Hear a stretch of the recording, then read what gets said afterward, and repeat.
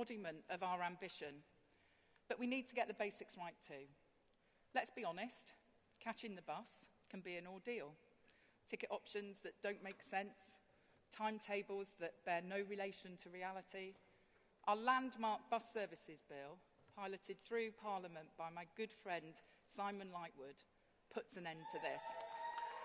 Ending the Tories' failed deregulation experiment, transferring power from private operators to local leaders. Be in no doubt, Conference, better buses are on their way. Conference, it's not just our buses which need fixing.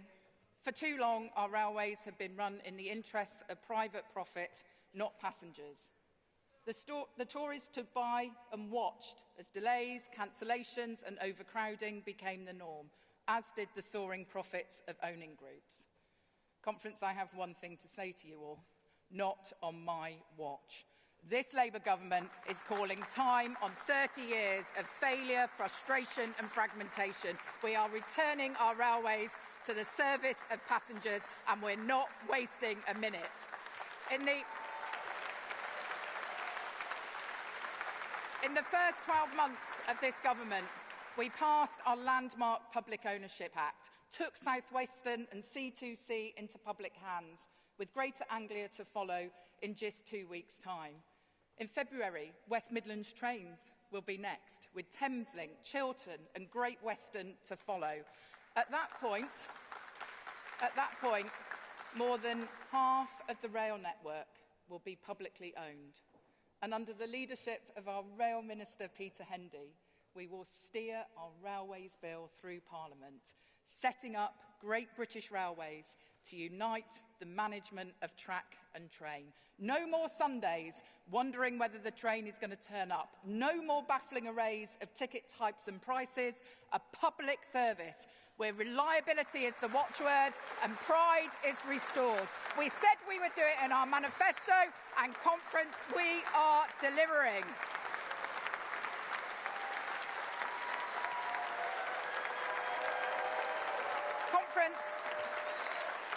Conference, this is personal. This is personal for me. I worked for 4 years with the men and women of London Underground. We fought COVID together and we brought in the Elizabeth line. I grew up in the proud railway town of Swindon, where my dad began his career as an electrical apprentice for British Rail. The railways aren't just part of my story. They're the story of my town and many more like it. In Swindon, the famous GWR maintenance works arrived in the 1840s, changing the town forever. Today, buildings that were once locomotive sheds are now home to retail, film and digital businesses. Once again, our railways must be the catalyst of regeneration and the engine of progress. Stations that become the beating heart of town centres, new homes and workplaces built on old depot land and poorly used car parks, local leaders in the driving seat, unlocking the potential of our railways way beyond the tracks. Conference, Great British Railways is coming soon and it will be run by the people, for the people. Conference, if our buses and trains are the arteries of our economy, our roads are its backbone. This Labour government knows that poorly maintained roads not only risk lives, but also cost families and businesses hundreds of pounds in costly garage trips. That's why we're ending the pothole plague. We're handing councils the cash and certainty they need to mend our broken roads. And let me be clear, under this government, there is no such thing as a war on the motorist. Never has been, never will be. I drive, but guess what? I walk and I cycle too. And so does our brilliant local Transport Minister, Lillian Greenwood. We both take buses, we both take trains, trams and taxis too. So let's dispense with the imaginary problems that are conjured up by conspiracists and cranks, and let's focus on solving the real-world problems instead. Conference, our transport system of course, extends beyond our shores too, enabling international trade, tourism, visits to friends and extended family. Our ports and airports, therefore, are every bit as vital as our stations and roads. It's a fact that more people want to fly to and from the UK than ever before. And air travel isn't just for Nigel Farage to go to America or Richard Tice to spend his weekends in Dubai. It's for everyone. Families deserve their hard-earned summer holiday, and neither I nor our new aviation minister, Keir Mather, will ever say otherwise. And though we might have more meetings online than we once did, UK businesses still need a thriving aviation sector to trade. That's why we've acted quickly and decisively. We've approved expansion plans at City Airport, Luton, and just last week at Gatwick. We're supporting Labour Mayor Oliver Coppard and the Labour leaders of South Yorkshire to reopen Doncaster Sheffield Airport. And we've invited proposals for a third runway at Heathrow. For too long, this country has been held back by a planning system which has strangled growth. That ends now. We won't duck the difficult decisions because we know that if you do, you give up on the thousands of good quality jobs our country so desperately needs. Now, conference, what I'm talking to you about today doesn't happen by magic. So to the people who keep our country moving every day, I say thank you. The cleaning staff working overnight to keep our transport hubs clean. The engineers out in the rain, keeping the tracks safe. The drivers carrying millions of all of us every year. Thank you on behalf of the families you support and the communities you serve. And conference, let me say this. Change won't happen without us having the courage to face up to some difficult decisions. The path of renewal will not be easy, but under the leadership of Keir Starmer, we are turning our transport system around. Imagine buses you can rely on. Imagine roads safe for all. Imagine trains that serve the public. It may sound ambitious, conference, but it's easy if you try. So let's never stop trying. Let's build the transport system Britain deserves. Thank you very much.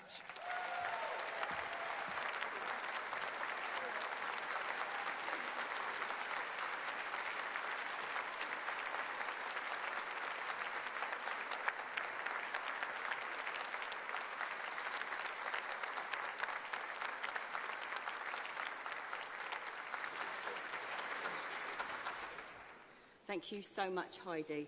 Can I just, before we go on, if people want a conversation, by all means, not going to try and stop you, but can you do it outside of the hall, please, because it's quite distracting. And it's really important we hear these fantastic policies that are coming out from our party. Thank you very much. We now move on to debates on Composite Motion 2, cleaning up our communities fly tipping, which will be moved by South Norfolk CLP and seconded by St Albans CLP. Could I ask the mover and seconder to come down to the Speaker's desk, please?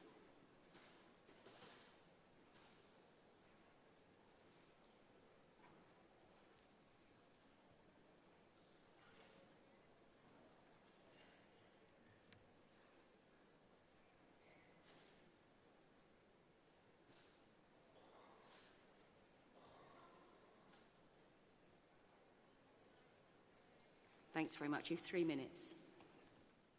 Good morning. My name's Deborah Sachs from South Norfolk, and I'm a strange person called a waste planner. And waste is an absolutely fundamental issue to all of us who are councillors, and it's also a very socialist issue, and I'm going to explain why. It affects everybody. A clean environment is something everybody deserves, and it's also in the process of transferring money from the private sector to the public sector. Those of us who are councillors may have heard of something called EPR, Extended Producer Responsibility. I'm going to get slightly nerdy here. But what that's about is transferring the costs of managing all that packaging waste and cleaning up our environment from the public sector, from council taxpayers, from the public sector to the private sector, And those are the people that are incurring bringing those costs onto us. So this is a fantastic move at the moment. And I urge all of you who are receiving that money, some of it a bit more than we thought, which is delightful, to spend it on cleaning up our environment. We also need to show that Labour is the party of law and order. The waste industry is one of the few industries that is begging for more regulation and enforcement against the criminals that operate in that sector.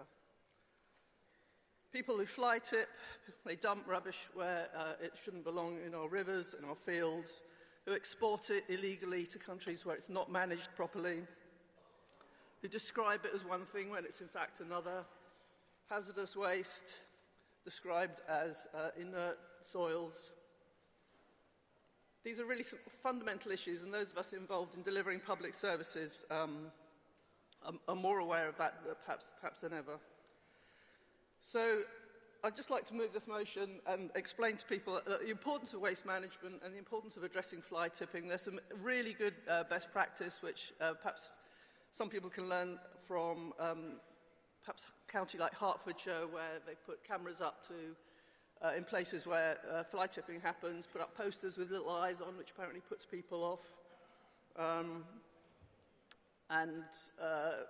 Some people have actually painted on the ground the amount that it has cost to remove a fly tip, and the amount and the money that could have been spent on a teaching assistant or a new planning officer or filling the potholes. So there's a lot of good practice in waste management. I urge you to all pick it up and address this issue and make sure that our environment is clean for everybody.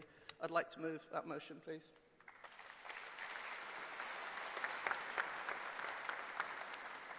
Thank you very much. The seconder?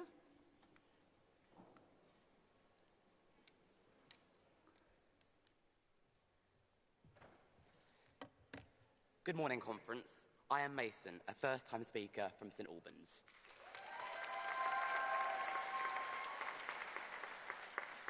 I rise to second the motion on cleaning up our communities.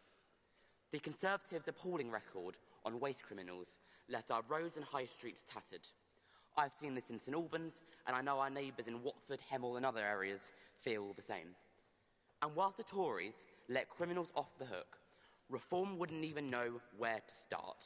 They've got absolutely no plan and no vision for our high streets.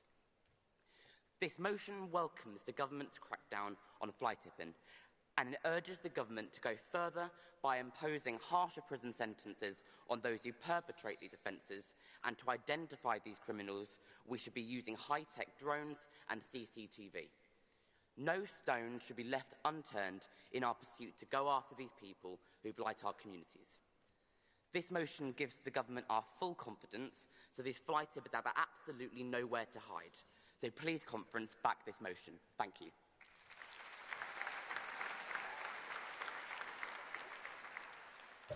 Thank you very much. We'll now call for speakers from the floor, and I'll take people in rounds of 3. Okay.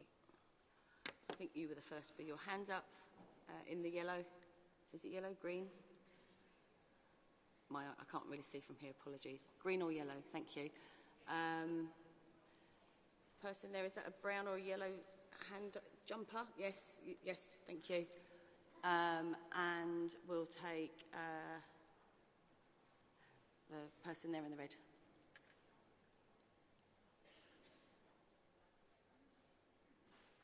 It's a gorgeous green. Sorry I called it yellow. Okay, thank you. Good morning, Chair, Conference. Jacqueline Burnett-Pitt, GMB, speaking in support of the NPF debate on kickstarting economic growth.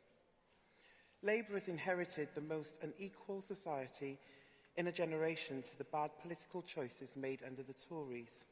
I see its consequences every day. I work as a housing advisor and prevention manager, manage a team who take care of homeless families and single people. Budget cuts have had a devastating impact on our residents. Soaring prices for emergency and temporary accommodation is actually crippling local authorities. So Labour's plan to kickstart economical growth cannot be separated from the need to rebuild our public services Labour's promise to build 1.5 million homes in this Parliament is the right one. But there are 1.4 million fewer English households in social housing than there were in 1980.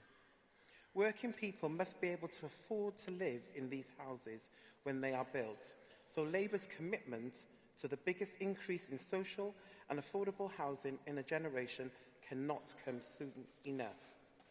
It must include delivering the council homes we need, and it should be aligned with Labour's industrial strategy to support our building materials sector, boost the economy and create much-needed jobs. Conference, please support. Thank you.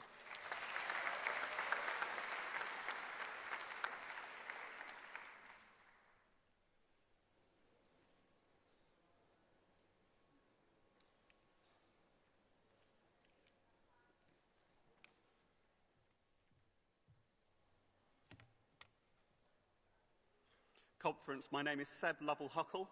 I'm a first-time delegate for Birmingham Northfield and first-time speaker. But I'm also a community activist and candidate for the area I live in for next year's local elections, Allens Cross in Birmingham. I'm going to speak to the NPF report on growth, focusing on transport, so it's fitting to have Heidi here to confirm that better buses are on their way. Conference, buses are not only the lifeblood for communities like Allens Cross. They are essential to strong economic growth.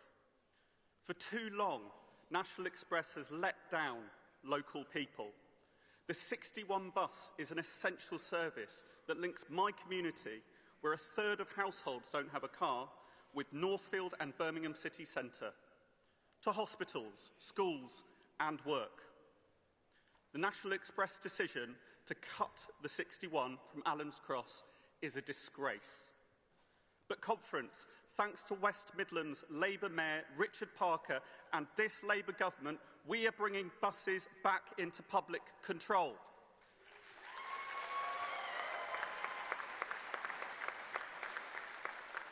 For residents in Allens Cross, this will mean better connectivity and better opportunities, renewing access to work, to school, or to that hospital appointment. Thank you. Delegate, next speaker.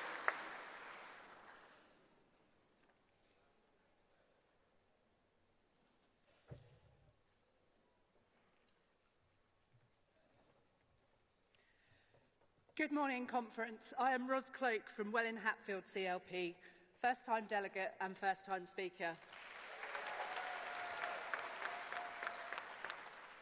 This morning, I am speaking to you in support of Composite Motion 2, Cleaning Up Our Streets, Fly Tipping. Conference, I have lost count of the number of residents who have told me on the doorstep how much their lives are negatively impacted by fly tipping. In Welwyn and Hatfield, this is an issue that is felt most acutely in communities with unadopted roads. Despite the hard work and lobbying of our local borough councillors, Beth Kelly, our newly elected county councillor, and our excellent MP, Andrew Lewin, it is proving difficult to get action to clean up our streets, as both the developers who built the houses and communities years ago and the Lib Dem-run county council refuse to take responsibility. Conference, there is no more striking image of the mess the Tories left behind than the literal piles of rubbish that have been left on our streets. And, unfortunately, in certain circumstances, I'm afraid to say the rats that have moved in. Please, please support this motion and support the government and the work they have done to start cleaning up the mess the Tories left of our streets. Thank you. Thank you very much, Delegate. Okay, we'll take the next three. If you can show your hands, please. Person there. Yes. Thank you. Green jacket. And the person in the front row. No, sorry, not you. Sit down. That front row, yep, you. Thank you.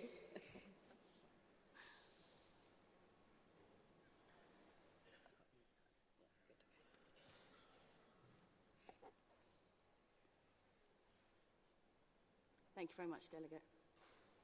Yeah. And you've 2 minutes. Thank you. Thanks. Good morning, Conference. Boyd Stephen from Labour International, first-time speaker and delegate, speaking in favour of Composite Motion 2. Conference, many speakers before me, from delegates to our Prime Minister, have correctly identified Labour as the party of aspiration, and I'm proud that we've done that. But from my experience of living in different places, you only unlock this aspiration when you have an uplifting community and a place where people feel empowered to do well. Environment Matters Conference. And for that reason, it infuriates me that the government's doing so much hard work to uplift communities across the country, and we have these waste cowboys fly tipping, ruining communities, and making it so much, and making the government's work so much harder. It's frankly disgraceful, in my opinion.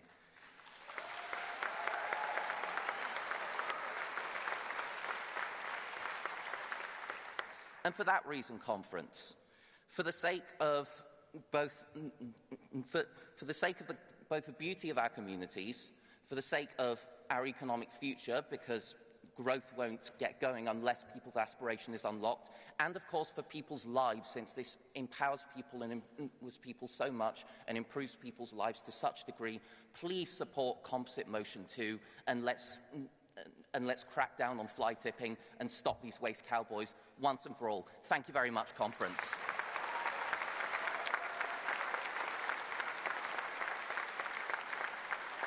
Thank you, Delegate. Next speaker.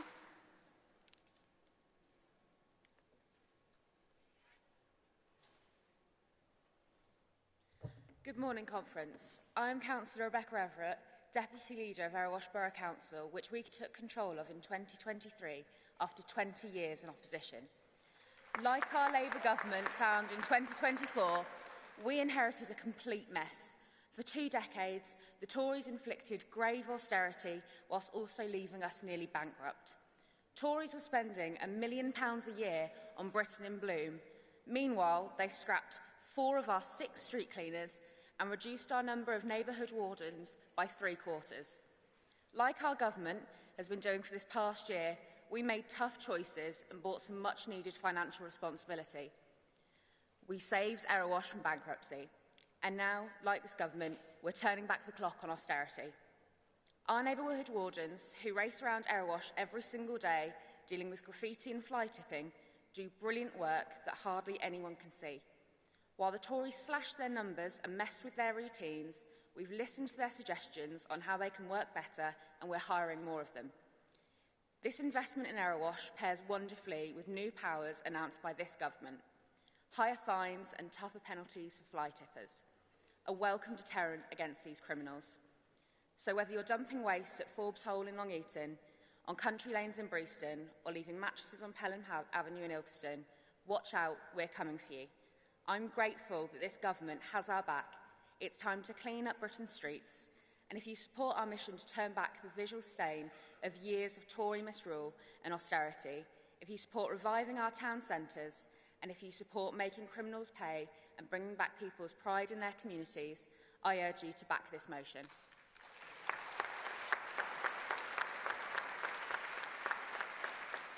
Thank you, Delegate. Next speaker.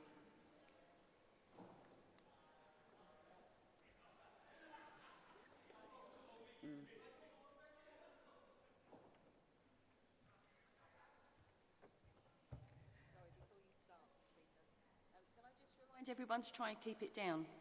Thank you. Hi, my name is Shola Ajibade. I'm CLP from Maidenhead, and this is my first time speaking, and I'm the first time delegate as well.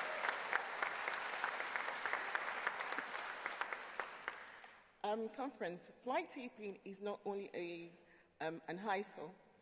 It drains council's budgets, damages our environment, and undermines our pride in our communities. The Conservative failed to act, allowing incidents to soar in our communities, while Reform UK also often no plan to act at all. So, with all the problems still sowing, with this motion, Labour is showing that we will clean up Britain, restore accountabilities, and protect the spaces we all share. So I urge us all to support this motion. Let's send a message to clean and restore the cleanliness in our community, and signal that Labour will deliver cleaner, safer, and stronger communities. Thank you.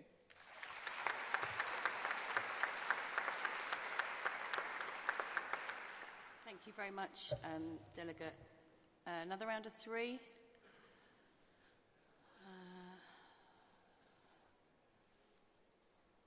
The grey suit jacket.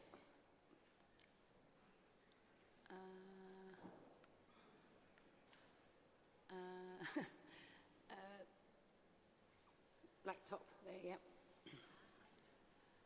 And go on then, brown top, come on then.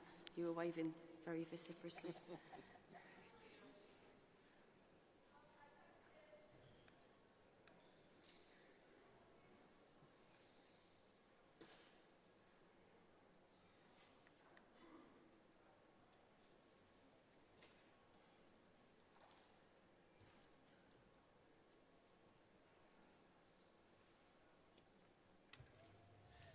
Thank you, Conference.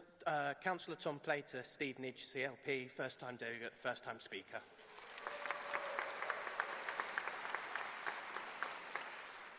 Conference, we're having a bit of an A1 party up here this morning with St Albans, Welwyn and now Stevenage.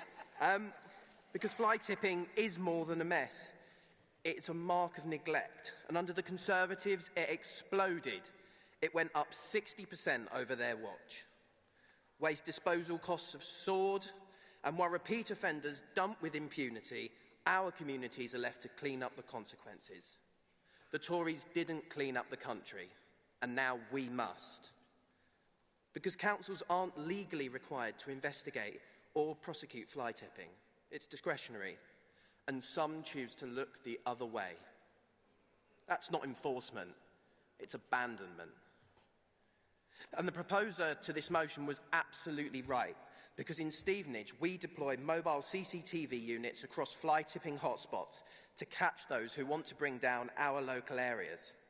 And I welcome our government's plans to crush the vans, deploy drones and make rogue waste operators face up to 5 years in prison, because we take pride in our public spaces and pride in our community. So by passing this motion, we're not just cleaning up our streets, we're cleaning up 14 years of Tory excuses. Conference, pass this motion. Thank you.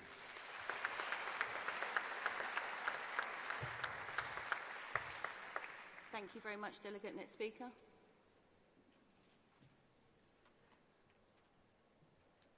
Hello, Conference. My name is Councillor Polly Newstub. I first came to Labour Conference 30 years ago, but I am a first-time speaker, so it's amazing to be here. I wasn't expecting to speak on this topic, but so I don't have a very prepared speech. I wanted to talk to you about work we've been doing in Ealing, where fly tipping costs us £3 million a year. Now, we know that we could, I don't know, that's 4,000 weeks of support for one of our vulnerable residents in a daycare centre.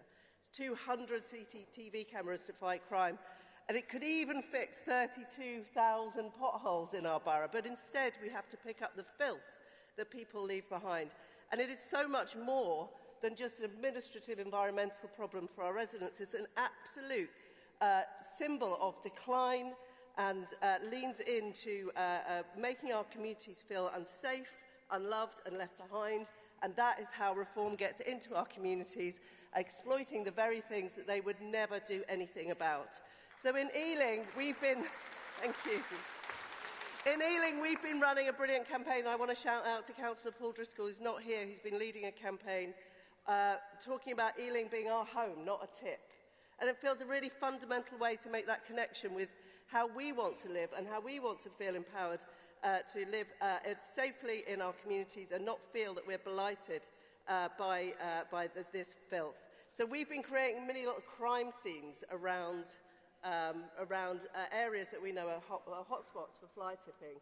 And you know what? It really, really works. It sends that message that, as well as the little eyes that someone else talked about, that people are watching and people are taking note. And alongside that, we've increased fines from, I think, 400 to 1,000. And I'm delighted to say that Ealing is now giving out more fines than any other borough in London. So it works. We can fight this. We can send that message that this is an unacceptable way for people to live in our communities, for people to exploit our communities, and we can make our places more beautiful and brilliant places to work. I also want to make a final shout out to an amazing organisation called Lagercan, who volunteer day in, day out. We have a kind of army of amazing people who go out and do this work and support us, and we couldn't do what we do without them. So thank you. Remember, our homes, our areas are our homes that we have pride in, and a Labour government is going to help us support our communities to bring back that pride, because this is our home, not a tip. Thank you, Conference. Thank you, Delegate.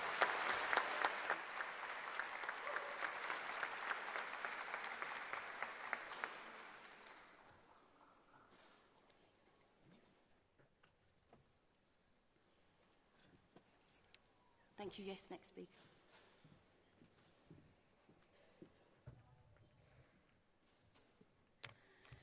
Good morning, Conference.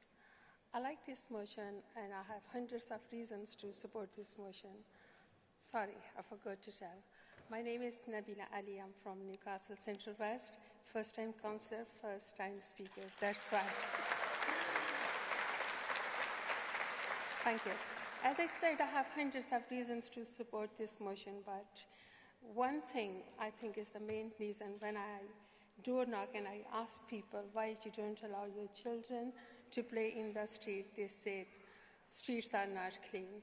If we are going to support this motion, we might get our children off the gadgets and we might give them an opportunity to play in the street. We have lost this culture, we might get that culture back. And it's good for physical health for our children and mental health. Thank you so much.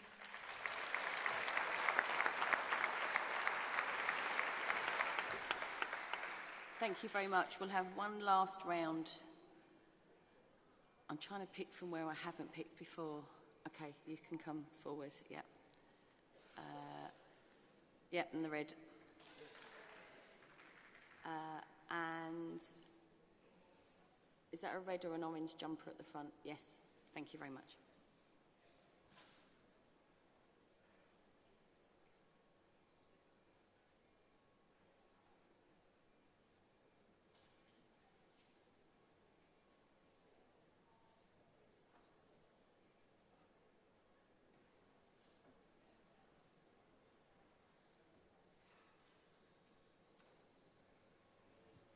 Thank you, Chair.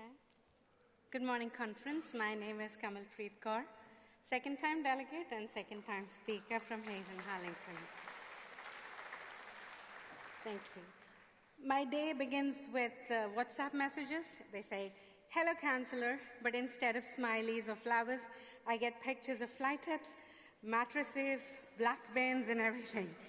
And today, a teacher who walks within my ward to a school nearby, she sent me a video saying it's pain to walk these streets.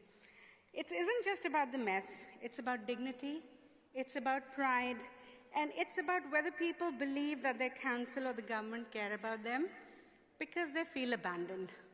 Of course they would feel abandoned. There's been a Tory neglect for 14 years, and Labour is stepping up to clean.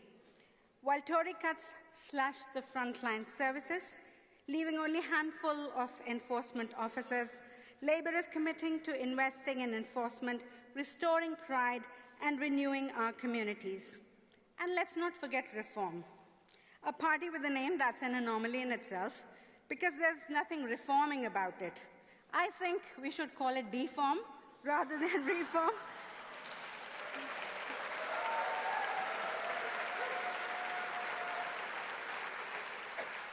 Because all they do is twist the truth, corrode trust, and divide our country. People do not want deformity. They want renewal, they want dignity, they want lovely places and the places they can call home and feel proud in. So let's clean up the communities, let's support the renewal project of the government, and support Composite 1. Let's bring all the candidates in May 2026, wherever they are, so that Britain can renew all over again. Thank you.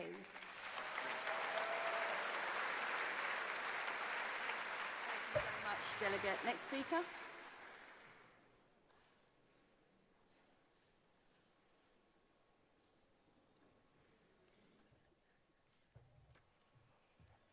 Thank you very much, Chair. Thank you very much, Conference. My name is Sumit Kaul. I'm from Oxford East CLP, first-time speaker, first-time delegate.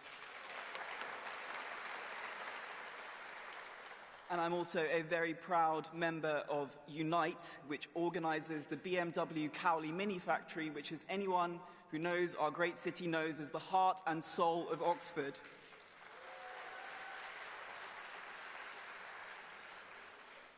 Oxford is a city of proud working-class people who live in proud working-class communities. It is also one of Britain's most unequal cities. These people live in neighbourhoods like Barton, Blackbird, Lees and Rose Hill. They have lived in these neighbourhoods for generations. They have brought up children who continue to live in these neighbourhoods and will for generations. For 14 years, these people were told if they called the phone line, if they used the app, if they used the website, that fly tipping would be picked up. For 14 years, they did all these things and nothing happened. This is a debate about trust. Our brilliant local Labour councillors walked those streets for 14 years and they saw the trust dim. They saw the fires of community go out in people's eyes. They saw communities slighted and streets blighted by fly tipping. The resentment, the breakdown in trust, the belief that better days were behind these communities, these are things that Reform preys on every single day and will continue to do next year in our elections. Let's put meat on the bones of our policies. Let's make sure that when people deal with this fly tipping, that it is picked up and that the cowboys who take advantage of our communities are punished. Thank you so much.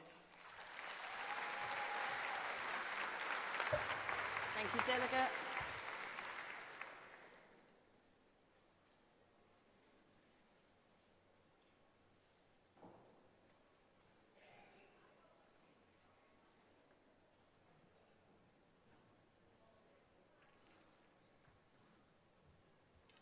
Good morning, Conference. My name is Rachel Bergin. I'm the delegate from North Bedfordshire CLP. This is my first time speaking at this conference, so I've actually lost count of the number of times I've been a delegate. And I want to associate myself with the motion on fly tipping, but I wanted to draw the attention of Conference to another scourge in our communities. I recently stood in a council by-election in the beautiful Bedfordshire town of Stopfold, where I was incredibly grateful to get support from colleagues along the A1 corridor. Halfway through the campaign, overnight, graffiti appeared on the mini roundabouts in the shape of an England flag. We had people on the doorstep in Stopfold telling us that they were frightened and intimidated by this. These were people who were happy to fly the England flag to support the Red Roses or the Lionesses, or in remembrance of our fallen heroes, but who felt that this graffiti represented something altogether more sinister. And Conference, I understood.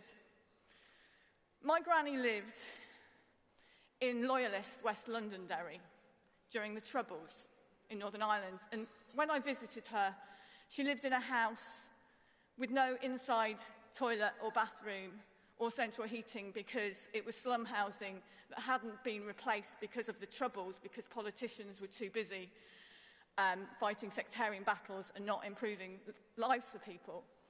If you visit George's Street today, it is still hasn't been replaced by council housing. And if you will see that half of the houses are boarded up and that curbstones are painted red, white and blue like they are in many Protestant communities across the province. And they're not painted red, white and blue out of any sense of patriotism or any sense of love for their country or our country. They're painted red, white and blue to tell Catholics to stay out. And that's what I felt and what people felt in Stopfold, that this was about telling people that they don't belong. And I think as the Labour Party, we need to speak out against this. Thank you.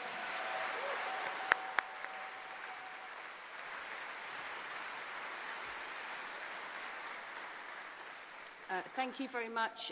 Just for information, the votes on that will be taken at the end of this morning's session. And I'd also like to congratulate all the CLP and affiliates that have sent first-time delegates. There seems to be an awful lot of first-time speakers in that debate, so congratulations to all of you. I know how difficult it is to get up and speak, so well done.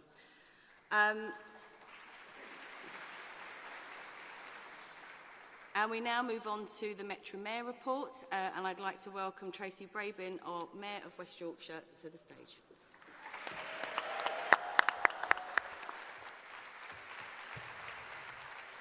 Hey folks, thank you, Conference. I am thrilled to be speaking to you today as the Labour Mayor of West Yorkshire and Chair of UK Mayors. Now, I know there's been a lot of chatter in the fringes this week about mayors, about the future of our party, about leadership and about ambition. And whilst I can't speak for others, I'm happy to confirm, standing in front of you today, that I will be seeking to lead the Labour Party in the next mayoral election in West Yorkshire in 2028.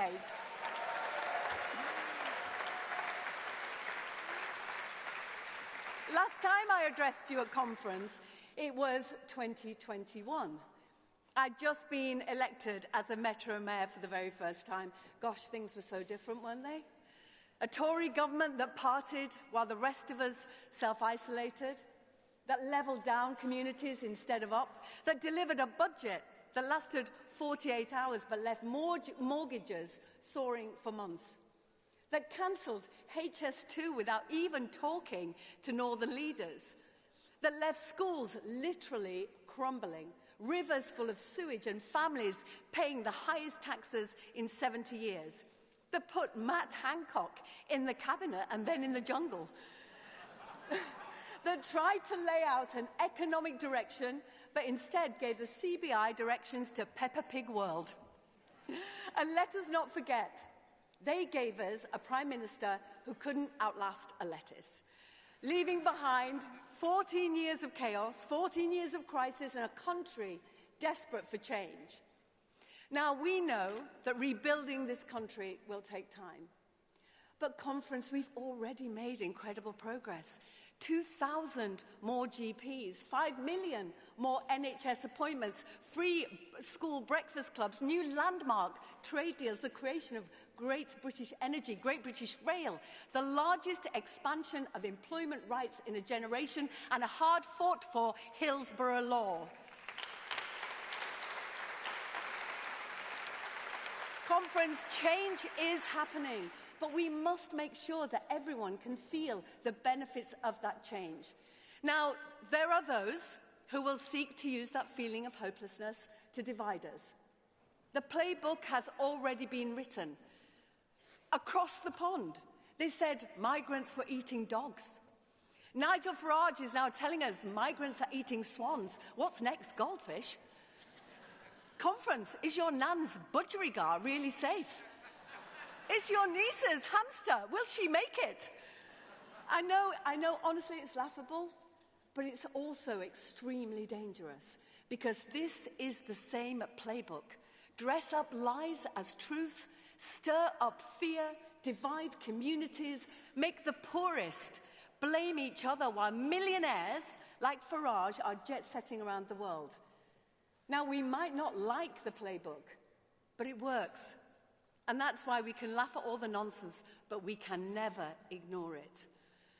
Conference reform is a wrecking ball that will destroy our communities, suggesting that people who've built a home for themselves in our country, our friends and our neighbours, often working in care or in our National Health Service, like those who cared for my mum in her final days, hardworking, tender and caring, should suddenly now leave. We have to fight back. Make no mistake, Conference, a swathe of reform councillors and councils would be catastrophic for this country, for communities, and for our ability to get things done. Because Labour mayors are delivering on our plans to tackle the climate emergency, to build better transport, to attract international investment, to improve skills and education, and to make our streets safer. A win by reform would be a screeching handbrake turn on those plans for a better Britain.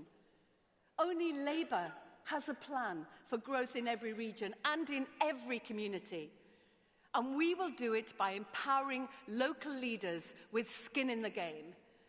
And that's why our Prime Minister, Keir Starmer, invited mayors to Downing Street in his very first week in office to deliver a devolution revolution. The English Devolution and Community Empowerment Bill is one of the biggest changes to our democracy in a quarter of a century, where we can finally say, maybe, just maybe, Whitehall doesn't have all the answers. Conference, at a time when some of our opponents seek to spread hopelessness, fear, and confusion, devolution can be the antidote, empowering communities with the offer of a future that is better than the past. Now, Conference, when I last spoke to you, I was the only female Metro Mayor in the country. And I'm delighted that since then, I've been joined by the brilliant Kim McGuinness, Claire Ward, and Helen Godwin.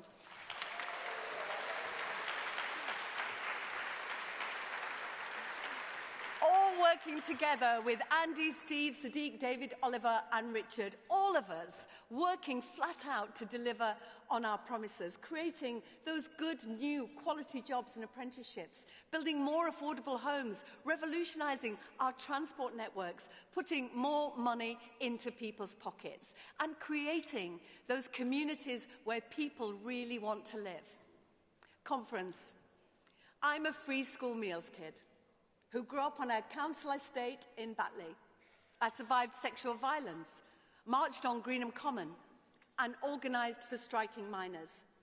I worked for decades on zero-hour contracts, slept on floors when I couldn't find somewhere else to live. I raised my 2 girls while juggling a precarious job. Delivering this change is personal to me.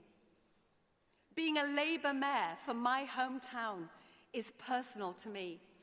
And I see it as my personal mission to offer hope and opportunity for those that live in the same communities where I grew up.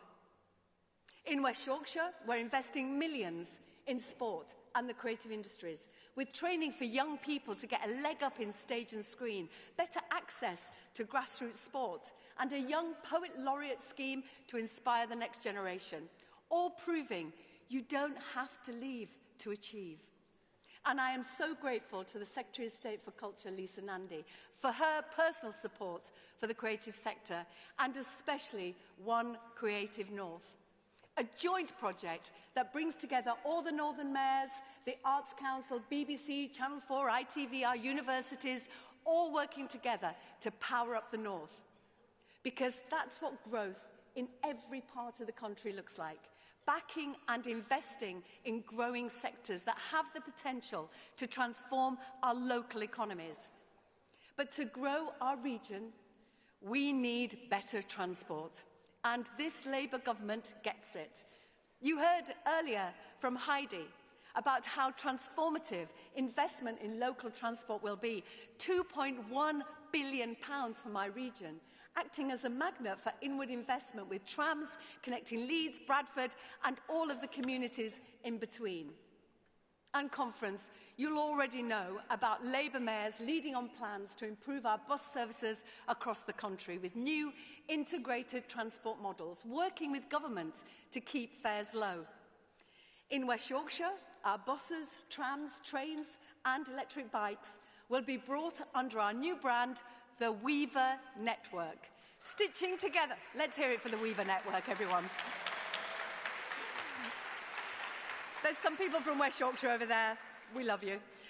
stitching together those diverse communities in our region and learning the lessons from Andy's B Network. We are building a record of delivery, of promises made and promises kept. That's going to help us win in every city, town and village. But conference, we have to get out there. We have to tell people change is happening. We have to be the optimists, show them what the real Britain looks like. Kind, fair, generous, and brimming with opportunity, just as we always have together. As the rugby legend and West Yorkshire hero Rob Burrows said, in a world full of adversity, we must still dare to dream. Thank you, conference. Thank you.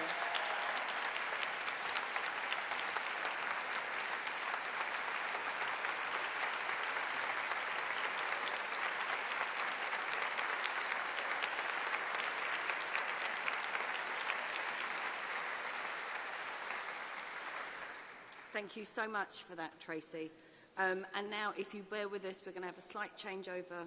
The chair is going to be taken over by Joanne Thomas.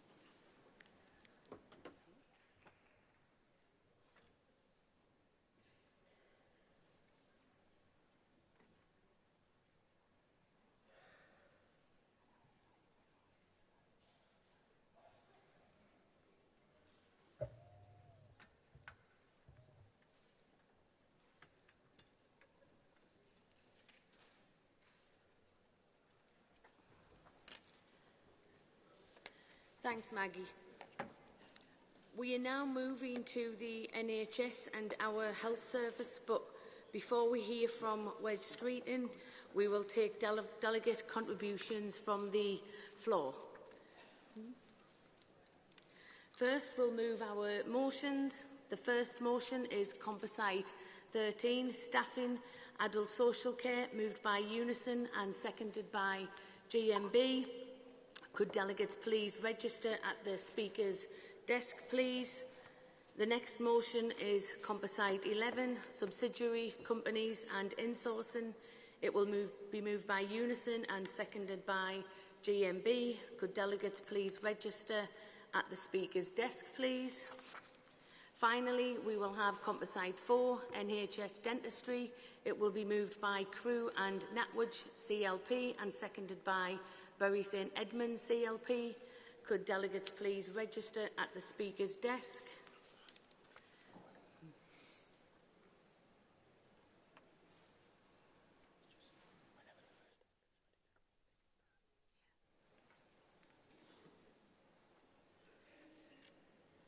As soon as the first mover is ready to come up, if you want to take your position, please, and if I can just remind you, it is 3 minutes.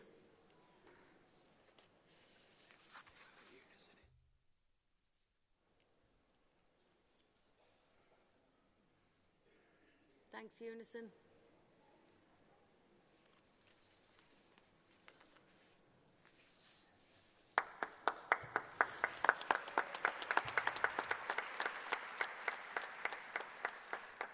Conference, Pam Cyan, moving this motion on behalf of Unison.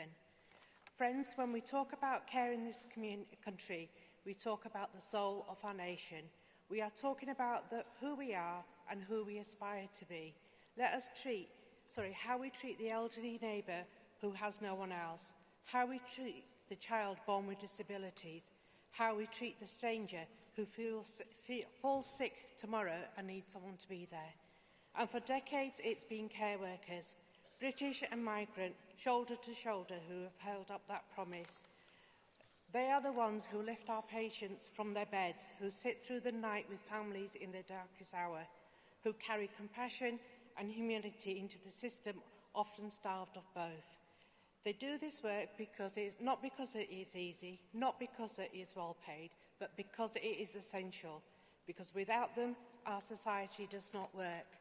Conference, today we face a crisis in social care, not because of those workers, but because of years of underfunding, fragmentation and undervaluing of their contribution.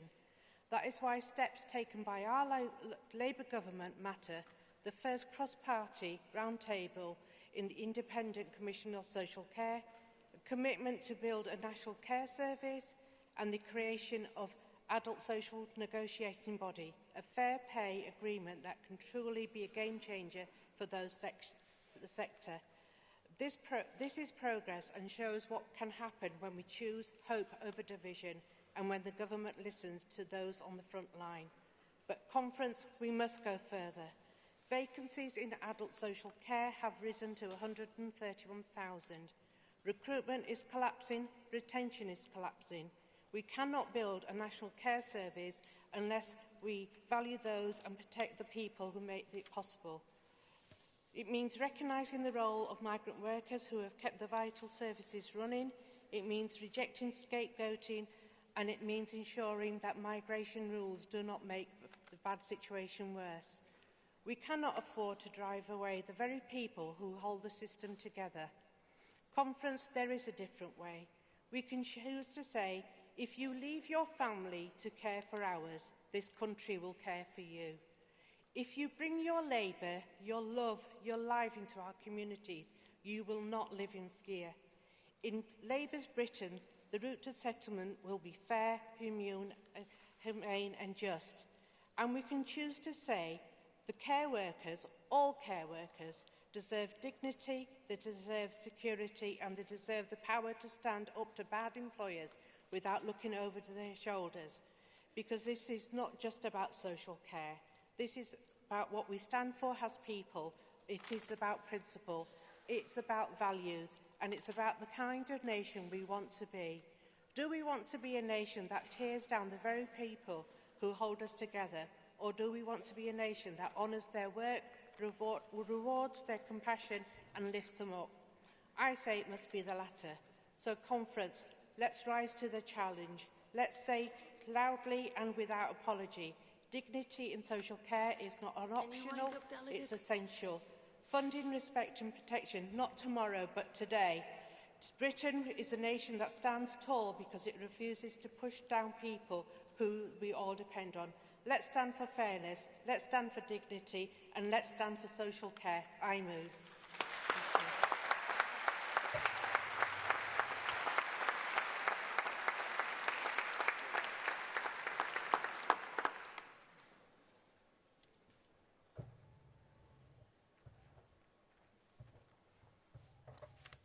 Chair, Conference, Joe Pitchford, GMB, seconding Composite 13 on staffing and adult social care. Conference, I want to share a story from one of our members who told me about a carer in their mum's care home who had left her own family in India to do this very demanding job on the same low pay as every other care worker. But now she is being told to leave. So when we talk about care visas and migrants, let's remember no worker is a problem. It's the broken care system after years of Tory austerity and privatisation that's the problem. We have a staffing vacancy black hole of more than 131,000 carers, and pay is still just pennies above the minimum wage. 2/3 of care workers have told GMP they cannot continue working until retirement because inadequate and vague guidance on staffing levels without ratios leaves overworked and underpaid carers suffering attacks, fatigue and physical injury. For the UK not to have legal, safe staffing levels in care is scandalous. It's a dereliction of duty to both care workers and our loved ones they care for. But for us to match the safe staffing levels in other countries, like Japan, we need more than 350,000 new care workers. This will never happen unless we provide central public funding to allow Labour's fair pay agreement in social care to raise care worker wages above poverty levels. Conference, stand with social care workers no matter where they come from.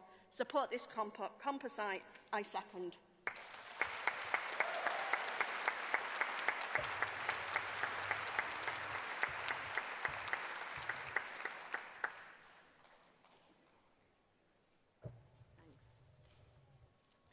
Morning, Chair. Conference, Linda Hobson, moving Composite Motion 11 on behalf of Unison.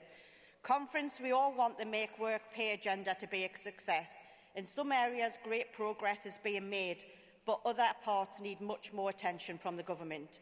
In particular, the biggest wave of insourcing in a generation. This is more than a slogan, more than an election promise. Bringing public services back in-house where they belong has wide appeal across the electorate. But, Conference, what we cannot afford is services going the other way. Regrettably, outsourcing is still happening in many parts of our public services. In recent months, Unison has been involved in a series of campaigns against subsidiary companies in the NHS, a subject very close to the members I work alongside and represent back at home. Subcos are a vehicle for the NHS Trust to exploit a VAT loophole and to cut back on staff pay and terms and conditions. In March this year, NHS England began a new push for subcos. Desperate trusts once again expected to set them up, push staff into them, predominantly low-paid women and black workers. But, Conference, there is power in our union. The response from health workers has been phenomenal. Campaigns fought in various parts of England. So, Conference, I want to pay particular tribute to members of my union in Dorset who stood up to the managers of their trusts last Wednesday when they voted a massive 94% in favour of strike action. A clear rejection of this policy. In Conference, it is good to report that we have made ministers listen, because this government has responded. On Friday, at the prompting of the Health Secretary, NHS England wrote to NHS Trust stating that all subco plans must be put on hold and they can only go ahead in the future if there is staff approval. Of course, Unison will not stop criticising subco plans and we will continue to campaign against them in the future, but this is an important change from government, one that recognises the views of Unison and other unions and is one we can welcome. The challenge now for workers, for unions and for those who want to see our NHS remain public is to ensure that trusts follow the latest guidance and also put a stop to the more conventional privatisation. Conference, we are fully aware of the struggles in the NHS and understand the state of our public services were left by the Tories, but health workers will not accept outsourcing. The time has come for the government to come good on its promises and deliver that insourcing commitment. I move. Thank you.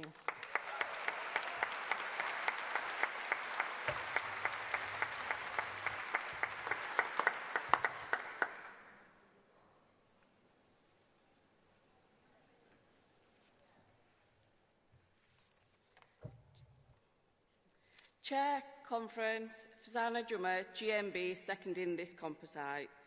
This motion is about something that should not be happening anywhere, and especially not in our NHS, and that is a two-tier workforce. Labour has rightly promised to reinstate and strengthen the two-tier workforce code of not being treated less favourably, so that workers' pay, terms and conditions are protected if they are outsourced. But some employers are yet to get that message. AGH Solutions is one of those. They are wholly owned by Airedale Hospital NHS Trust, and their workers are GMB members, and these are the people that keep the hospital running. But AGH deny these porters, cleaners and caterers the terms and conditions of the NHS staff that they work alongside. And unfortunately, it's always the low-paid workers who get treated like this. It's unfair and exploitative. If you can run a hospital, you can afford to pay your staff fairly and equally. Outsourcing and two-tier systems are no way to run public services. It hurts morale, creates division within the workforce and tells hard-working people they do not matter. So from tomorrow, our GMB members at Airedale Hospital will be back on strike until they win equal treatment they are entitled to. I want to say thanks to our Health Secretary, Wes Streeting, for listening to our members and announcing he will limit NHS outsourcing in the future. There is always much more to be done.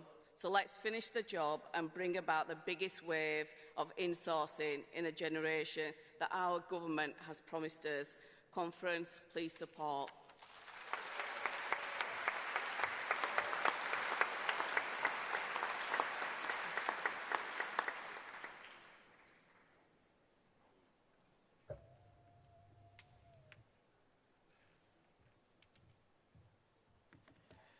Good morning, Conference. My name is James Smith, and I'm a proud representative of Crewe and Nantwich CLP, and I'm privileged to move the motion on NHS dentistry. Conference, it is regretful that I have to report to you that NHS dentistry is broken and is not fit for purpose. It is a system that has suffered many years of willful neglect and has cuts and no longer works for patients and those who work in it. I am an NHS dentist, so I see the issues and I experience them every single day. And whoever thought that in 2025 it would be commonplace for people to remove their own teeth? Now, I think our message as a conference to the Tories, who are the architects of this intolerable situation, should be shame on you.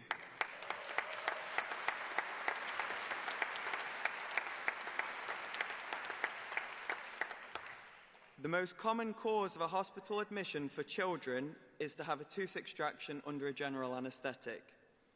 Now, it's all too common in the surgery to see young children who have to have multiple teeth removed, and this just doesn't have an impact on the child there and then, but also missed school days, difficulty eating, and wider developmental issues. It's vital that we deliver on our manifesto pledge to introduce supervised toothbrushing in early years education, building on the pioneering work of experts like Professor Zoe Marshman from the University of Sheffield. Now, this will inevitably generate opposition from other parties, but we've got a moral mission to stand up to opposition wherever it comes from, because this is simply far too important to shy away from. Access to NHS dentistry has now become a representation of societal inequalities in Britain as a whole, with the poor being able to not afford care and the rich being able to get it whenever they need it. The party's pledge to deliver 700,000 new urgent care appointments is a start, but to close this gap, full NHS contract reform is essential. It is in our party's DNA to close disparities in society, and we cannot afford to fail. Because, Conference, you know what the final nail in the coffin would be? A reform government.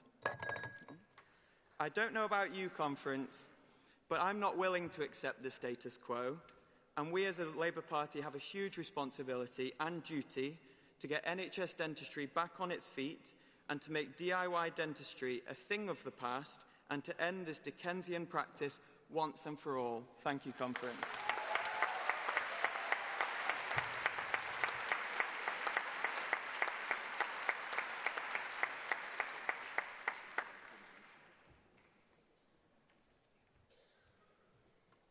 Good morning, Conference. I, Callum Edwards of Bury St Edmunds CLP, proudly second this motion. Any dental professional will tell you oral health affects general health. General health being available at point of need has been a core value of our NHS, so I believe oral health should also be available at point of need. Thank you.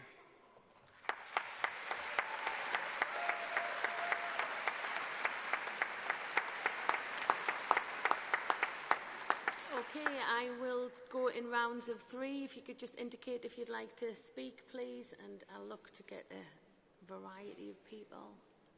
Oh. The lady in the middle holding up the white paper. Yeah.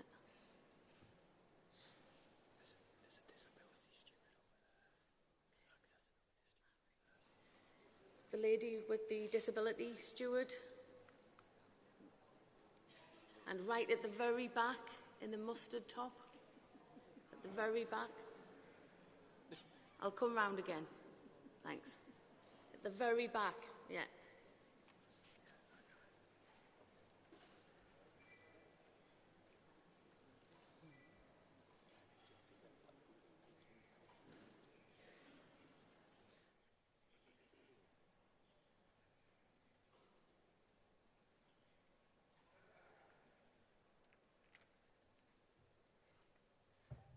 Good morning, Conference. I just want to say something quickly. Last night I had a problem with my eye. This morning I called up 111. I've got really good support. I use my NHS app to locate my medication, and I picked it up just now from the chemist. That's just an example of great NHS service. Thank you, Wes.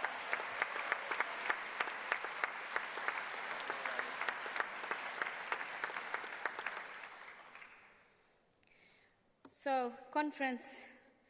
After 14 years of Conservative neglect, millions of people have been left in pain, unable to see a dentist when they need one. 13 million people in England have an unmet need for dentistry. That's 13 million. Parents ringing every practice in town, children living on painkillers, pensioners pulling out their own teeth. That is the reality of Tory Britain. And what did the Conservative offer? A so-called new patient premium. £88 million wasted on a gimmick that delivered nothing. Nothing. This is a party that left both patients and dental professionals betrayed. They let waiting lists spiral, they let dental care collapse, and they condemned millions of silent suffering. And what about reform? No plan for dentistry, no plan for our NHS. In fact, they want people to pay thousands more for health care. That's the choice they offer. Pay up or put up with the pain. Conference, only Labour can fix this crisis. Only Labour can be trusted to rebuild NHS dentistry and make it fit for the future. Conference, no one in Britain should be left pulling out their own teeth. No parent should have to choose between their child's pain and their bank balance. With Labour, we will restore NHS dentistry and put the smile back in Britain. So I urge you to support the motion. Thank you.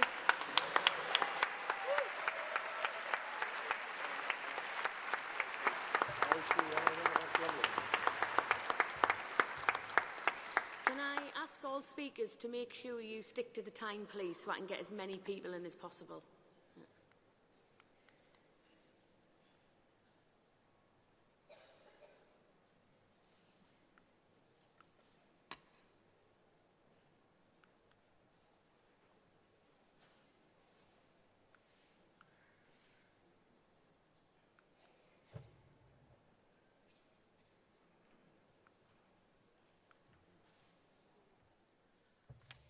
Good morning, Conference. My name is Mary Aspinall. I'm a Cabinet Member in Plymouth for Health and Adult Social Care.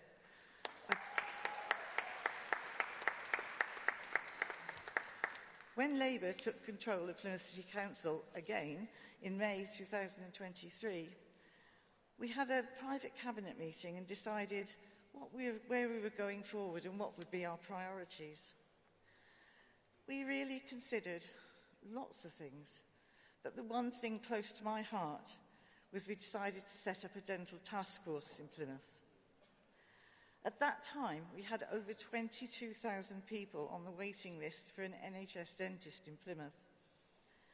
And in fact, recently, the ICB has closed that down, so we don't know exactly how many people are waiting now.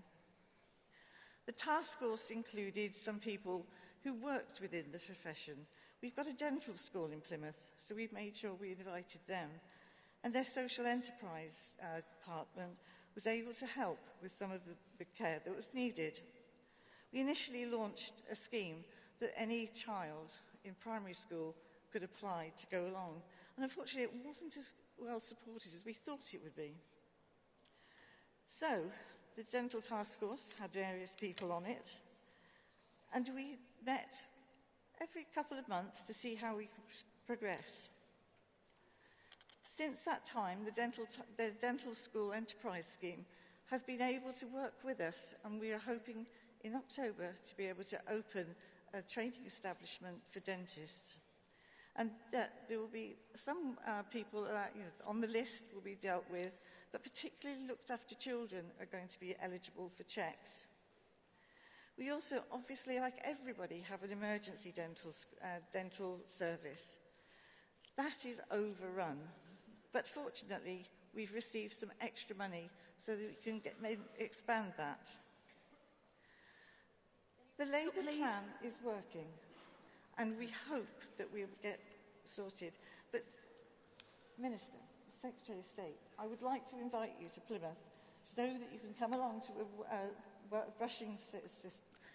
supervised brushing scheme where I'm sure you'll be entertained by Bob the Badger, because the children just love this. It's a very repetitive song, but you keep it in your brain for a long time. Right, there we are, folks, you've all heard. That's a really good plug, but you must wind up now. Thank you. Can I just say, we must support this motion. We can't allow this to carry on. The dental contract needs looking at very seriously. And I hope, Minister, Secretary of State, you'll be asking for people that are the users to come and help get that right. Thank you, delegates. Thank you. Thank you very much.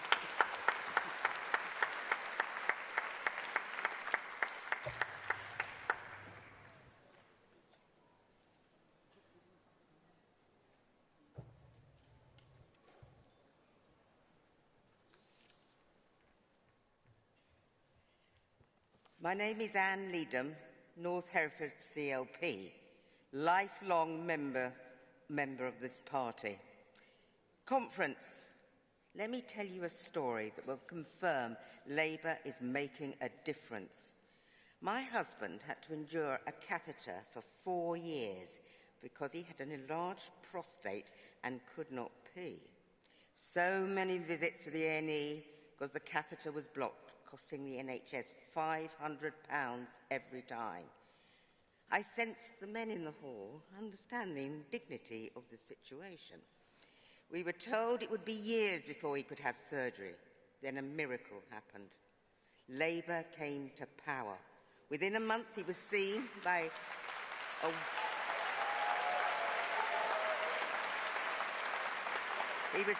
a wonderful consultant and operated on within 4 weeks.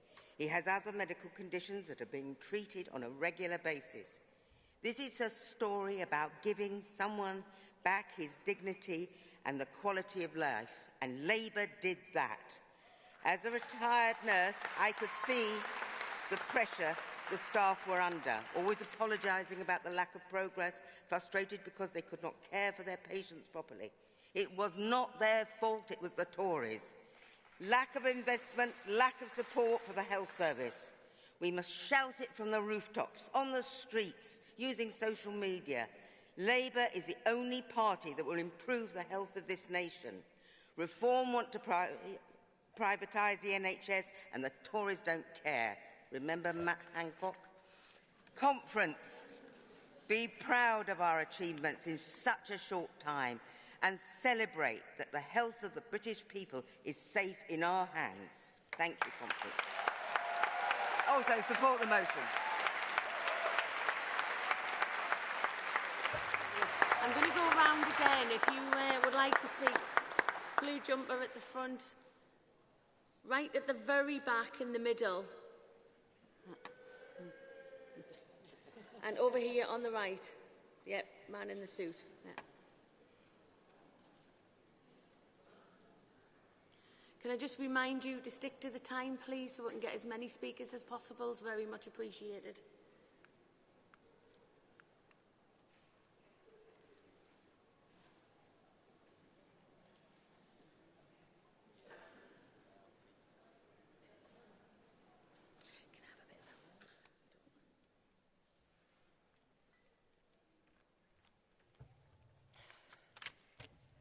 Oops.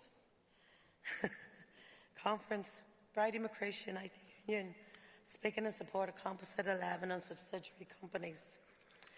I work in a local authority in Northern Ireland, and we too are facing the threat of outsourcing, just like the hospital next door to us.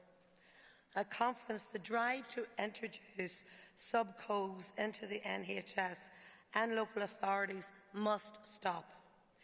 It is part of the same failed ideas that have driven our public services to crisis over this past decades. Cuts to services, pay attacks and disastrous outsourcing. Conference Labour has promised the biggest wave of insourcing in a generation. Yet more outsourcing through subsidiary companies risks the opposite. Subcos are privatisation by the back door. They hit the lowest paid the hardest. They break up national paying conditions and do nothing for services, whatever hollow assistance they launch. We know this because we fought it. We fought and won insourcing of 1,800 circle workers at Bart's Hospital. We stood with colleagues at Together in Kent, who struck to win equality and directly employed workers.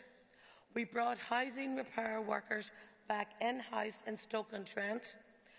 We defeated subco plans at Firmly and many other trusts and councils, and we will do it again.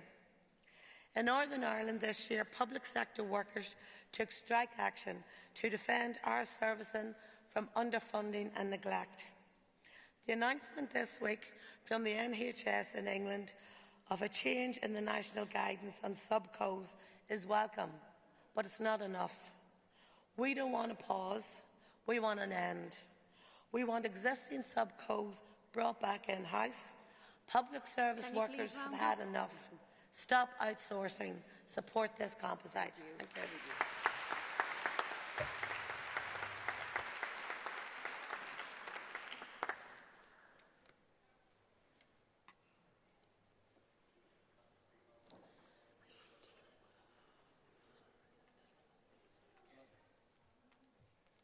Peter Bonds, London black cab driver, proud of it, and a Unite the Union delegate.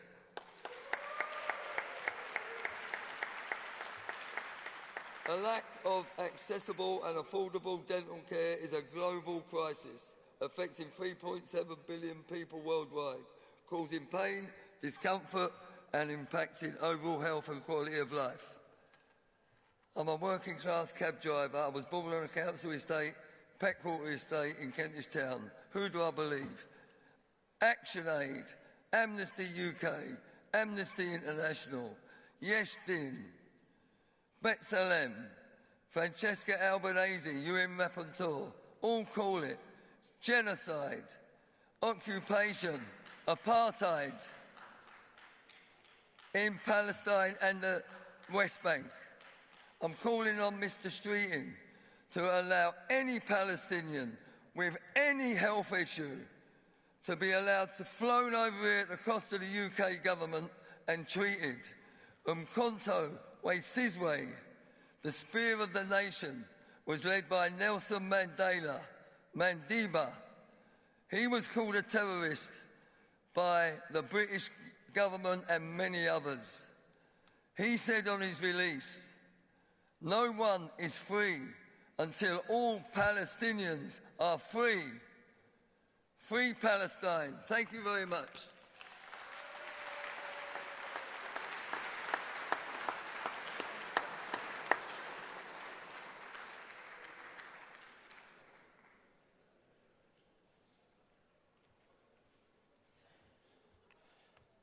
Hello, Conference. I'm speaking in support of Composite 4. At 13 years old, I was playing hockey when I walked straight into somebody's backswing and I lost my front teeth. At the very age you start caring about your appearance, I was left with a smile full of gaps. And what made it worse, it was school picture day before I could actually get my teeth fixed. But here's my point. Because of the last Labour government, I was treated quickly on the NHS and I got my smile back. That gave me the confidence to laugh, to speak up and to be myself. Now imagine being that 13-year-old today, waiting in pain, embarrassed to open your mouth, scared to speak in case somebody points and laughs at you, parents unable to get an appointment at all. My good friend Jacob said to me, "When you can't smile, people never meet the real you. The confident, charismatic side of you always stays hidden, and you wonder why people are depressed, out of work, and afraid to speak up." He's right. Dentistry isn't just about teeth. It's about dignity. It's about opportunity. It's about mental health. Conference, a confident smile shouldn't be a privilege reserved for those who can afford it. Some of the most costly dental work in this country is only available to people with deep pockets or those happy to come back from holiday beaming with turkey teeth. Under reform, the risk is clear. The rich will keep their dazzling smiles while the rest of us are left hiding theirs. Under Labour, we must ensure that everyone, every child, every parent, every pensioner has access to the dental care that they need, not just those who can pay for it. Conference, let's send a clear message. Dentistry is not a luxury, it is a right. And friends, this motion, and with this motion, that right can be restored. Thank you.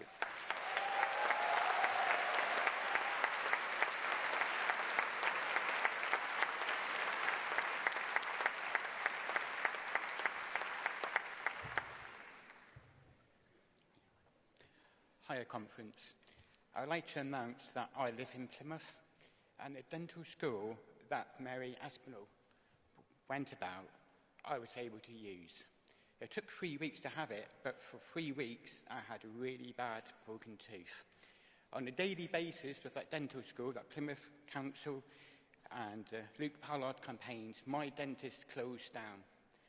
It was one of the few NHS dentists left. Our campaign in Plymouth to increase NHS dentists is good. The message I left afterwards, the treatment there, I said, why not make it policy that for the first 2 or 3 years they become a dentist, a portion of them are given NHS dentistry. We continue in Plymouth to work this, and I must say it is fantastic service that that dentist school gives. They are dentists who go there to be trained, and my tooth was a complication, took 45 minutes. So I like to say well done to the Plymouth Mary Aspinall and Plymouth Labour Party. We need more of these dental schools in this country so that other parts of the country can benefit by them.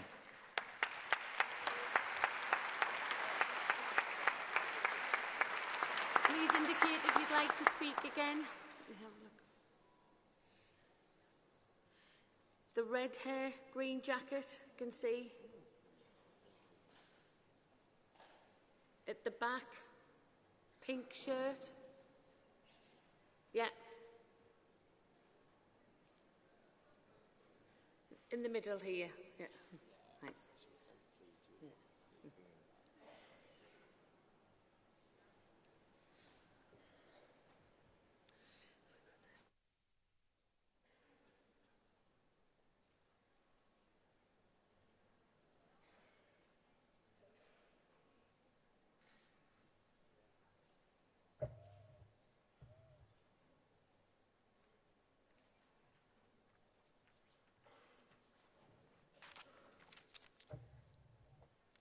Conference. For too long, NHS dentistry has been neglected, left broken by 14 years of Conservative failure.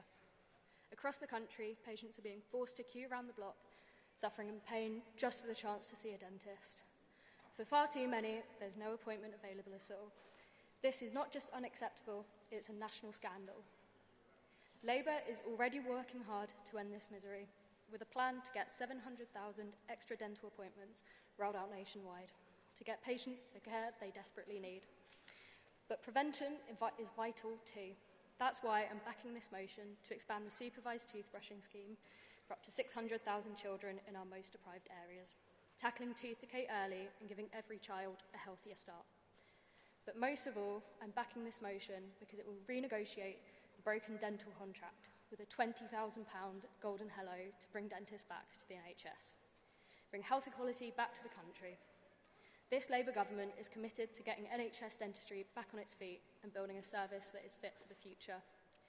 Because good oral health isn't a privilege, it's a right. With this motion, it will be one again. Thank you.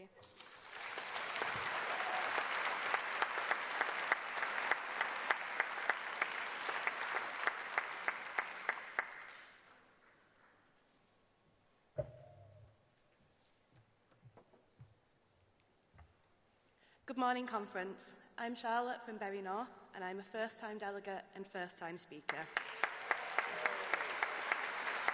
Having worked in the care sector for over 15 years in both private and the charity sector, and having had experience of caring for loved ones, I'm speaking in favour on the motion for staffing in adult social care. I'm a proud member of GMB who are backing this motion, and I echo Joe's moving words about a broken care system. I wholly agree that privatisation has led to low pay and poor conditions. During COVID, we saw turnover reach record highs. We saw over 100 legislation changes in as many days. We saw highly experienced and wonderful staff leaving the profession for entry-level positions with similar hourly rates. We saw previous governments call our workforce unskilled and low-skilled when we all know that they really meant underpaid and low-paid. For our unpaid carers, they are spending in excess of 35 hours a week, often neglecting their own emotional and physical health, whilst they are propping up our health and social care system and advocating for the safe and effective care and treatment for their loved ones. They deserve recognition for what they do. We all know that illness and disability does not discriminate. We have a beautifully diverse workforce, which is filled with caring and compassionate people from all walks of life. We need to ensure that our social care workforce remains diverse and representative of the wonderful communities that we support. This can only be achieved through fair pay and working conditions, and retaining our brilliant workforce and recognising that carers and unpaid carers are vital to the success of our country and NHS. Conference, please support this motion and of all of our brilliant carers. Thank you.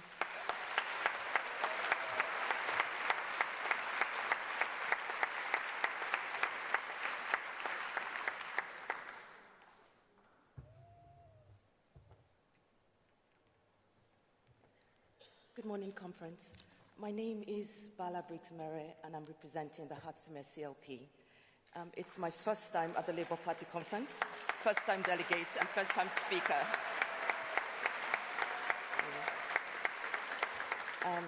I'm speaking in support of Composite Motion 13, Staffing and Adult Social Care. Adult social care is very close to my heart, very dear to my heart. I worked with Age UK Barnet, and I also worked as a social prescribing link worker with the GP Federation in London Borough of Barnet, and also volunteer with the local food banks. Amidst the crucial role I held in each of these positions, there was a very high demanding service, and it was very vital while I was dealing with each of the elderly clients to be mindful, to actively listen, and show an extra layer of empathy, which they all appreciated. I most respectfully commend the Labour Party for their commitment and dedication to ensuring that adult social care and staffing is also being made priority. Thank you. Please, Conference, I humbly ask that you support this motion. Thank you very much. Thank you.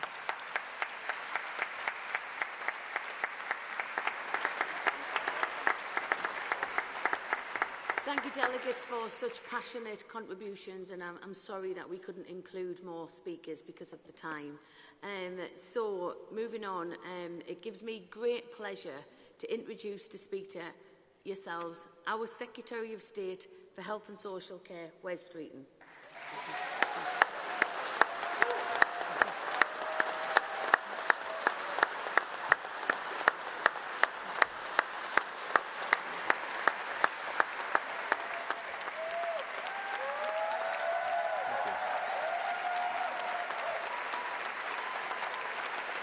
Thank you. Thank you, Conference.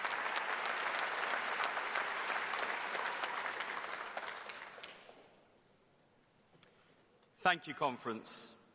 We stand on the shoulders of giants. What Bevan and Attlee did in the aftermath of war was an act of courage as well as conviction. Facing down their opponents in the Conservative establishment, they made a powerful choice founded on fairness, to create a national health service, to provide the people of our country with the care they need, not just the care they can afford. A promise that whoever you are, whatever your background, whatever your income, when you fall ill, you will never have to worry about the bill. I'm here today to defend that promise. And friends, we are in the fight of our lives. Not just for the NHS, or even for the survival of this government.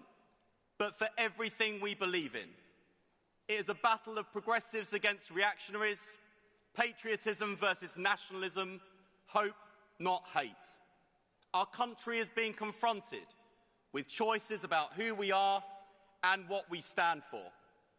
And nowhere do those choices come together more starkly than our National Health Service.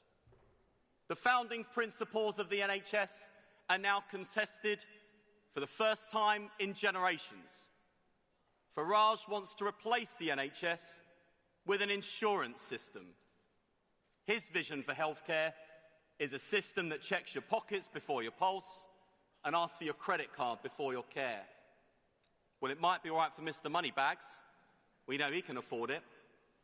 But what about those who can't? We should know by now that man is a con artist, posing as the voice of the people whilst working for the interests of the powerful.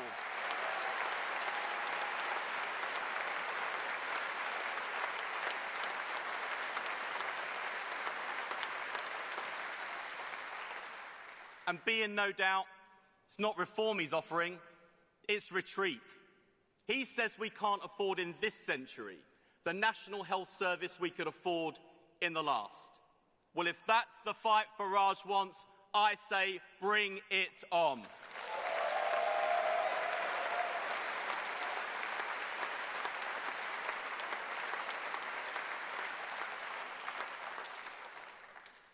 So today I'm not here simply to defend a service, but to uphold our values.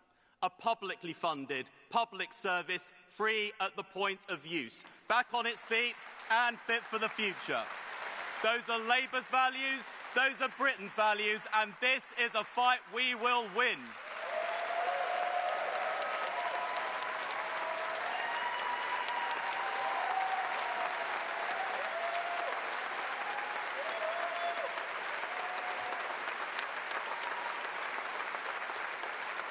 But friends, we must win another fight too, one against the poison of post-truth politics. At Reform's conference, a discredited doctor claimed that the COVID vaccine gave our royal family cancer. And this man wasn't just some fringe figure, he's Reform's health advisor. Now, these anti-vax lies have consequences. They've led to the return of diseases we thought we'd defeated. Measles, whooping cough, children dying from preventable illness in this, the 21st century. When Farage was asked whether he'd side with medical scientists, he said, "I wouldn't side with anybody." Anti-science, anti-reason, anti-health. Nigel Farage is a snake oil salesman of British politics, and it's time to stop buying what he's selling.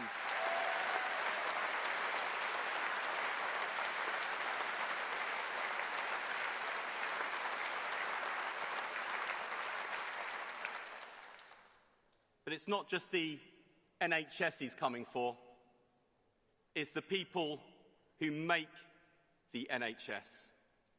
If you earn less than 60 grand a year and came from abroad, Farage wants you gone. The doctors, the porters, the nurses, the people who care for us in our hour of need and kept this country going when everything else stopped, tearing families apart, our friends, our neighbours. Last week, I received a letter from a consultant at Great Ormond Street Children's Hospital. He spent the last 3 decades here caring for children, but now tells me that Reform's health policy is making him consider leaving our country. He wrote, "Please use your office to ensure that those who've made their lives here in good faith can continue to care for patients without fear." Fear.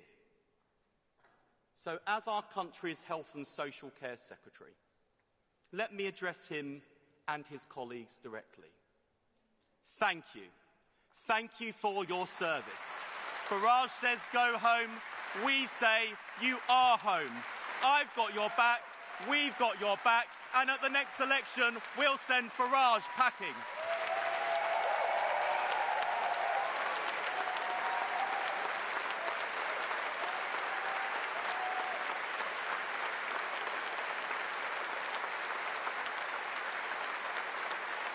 Thank you.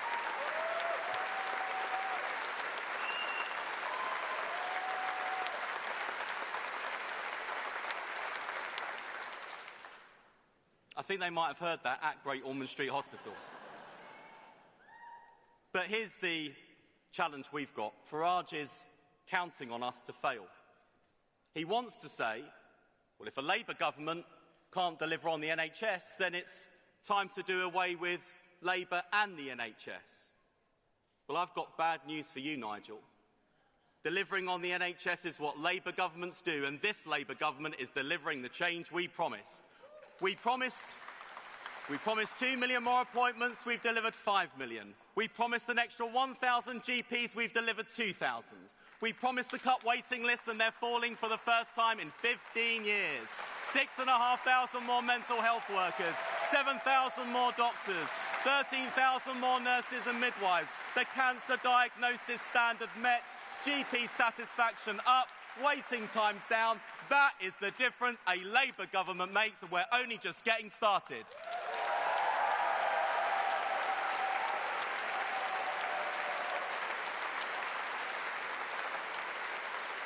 And if you want to see that difference, just look across England's borders.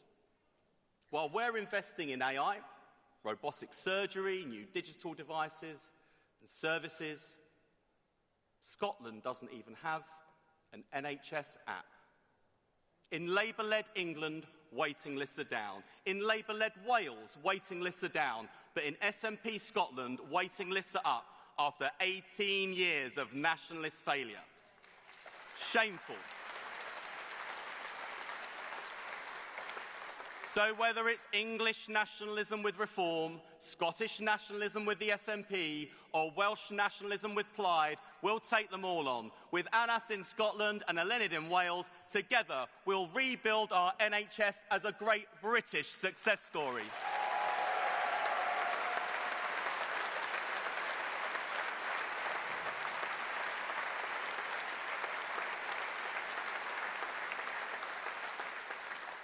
But none of the progress we've made was inevitable. It's been hard-won in the face of cynicism and timidity. Every major change has been met by a chorus of caution. Slow down. Don't rush into it. It's all too difficult. Tomorrow, we're reforming general practice, so patients can request appointments online at any point during the day.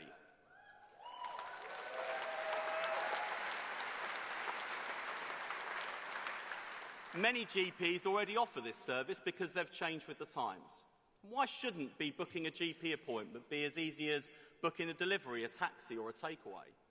And our policy comes alongside £1 billion of extra funding for general practice and 2,000 extra GPs. Yet the BMA threatened to oppose it in 2025. Well, I'll give you this warning. If we give in to the forces of conservatism, they will turn the NHS into a museum of 20th century healthcare. We will always stand up for the interests of patients, and we won't back down.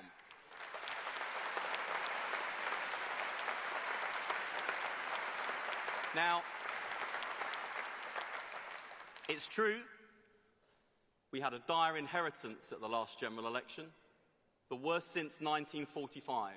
A broken economy, broken public services, and broken trust in politics itself. But we have an even more powerful inheritance in our party. Hope, optimism, courage. It's how the 1945 generation remade Britain after the war. And the test of our generation is to show that same courage, to prove that Britain is still capable of doing big things, giving people hope again. We're not here to manage decline, and my ambition isn't just to recover the NHS, but to rebuild it, to meet the challenges of the 21st century. So let me tell you what our 10-year plan for health means. It means giving patients more power and more choice and more convenience, not just for the many, but not for the many, not just for the many, not just the privileged few. Got it then.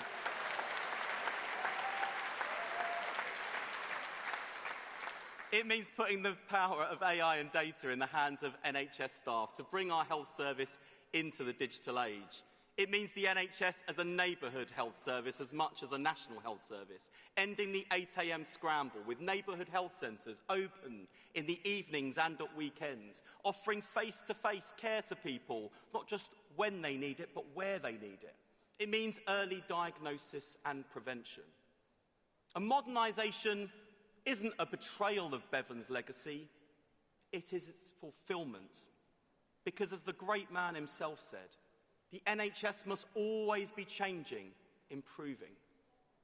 And the truth is this: the next 10 years won't just bring a decade's worth of change in healthcare, it will bring centuries' worth. Medicine is being transformed before our eyes. We now have genetic tests that can predict a child's risk of illness before they ever fall sick. Of vaccines that could one day cure cancer. Weight loss jabs could help us finally defeat obesity. And this isn't just a medical revolution, it's an industrial revolution, a technological revolution, one that will shape the next century of jobs, industry, and public health. And governments across the world face a choice. It's not a choice between stop and go. Change is coming whether we like it or not. No, the real choice is this. Will this be a revolution for the few or for the many?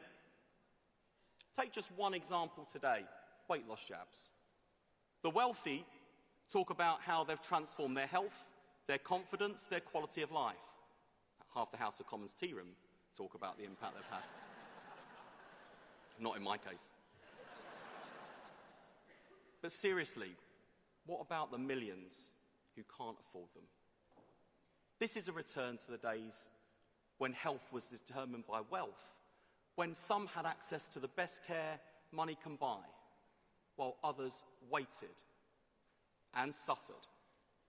And I say never again, because our historic duty and our modern mission is to ensure that the best science, the best healthcare, the best innovations are available, not just to some, but to all.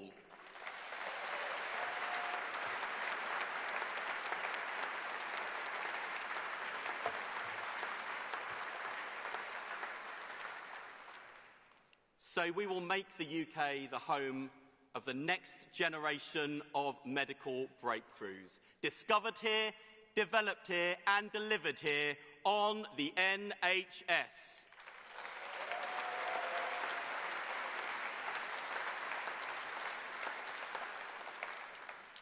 Science is changing society, and we've got to change with it, because when the NHS was founded, the average working person lived to just 65.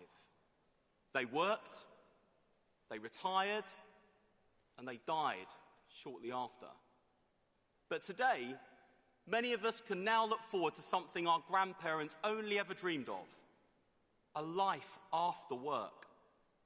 The same is true for so many disabled people, surviving with conditions that would have cut their lives short, thanks to breakthroughs in medical science that allows them to not only survive, but to thrive. But friends, that hope demands action. Because if we want to match longer lives with better lives, then we must build a social care system to meet their needs.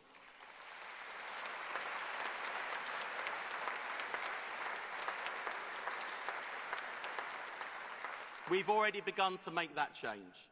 We've delivered the biggest uplift in carers' allowance since the 1970s, an extra £2,000 for family carers because their work is not just loving, it is life-saving.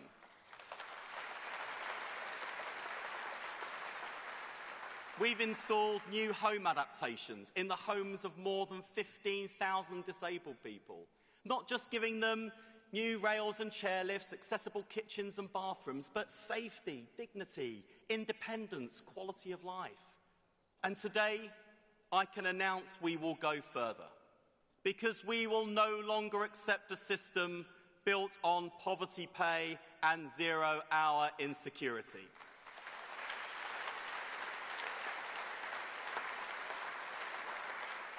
We will back the first ever fair pay agreement for care workers, not just in law but in practice, starting with £500 million to deliver better pay, terms and conditions for care workers across our country, because the people who care for our loved ones should never have to struggle to care for their own.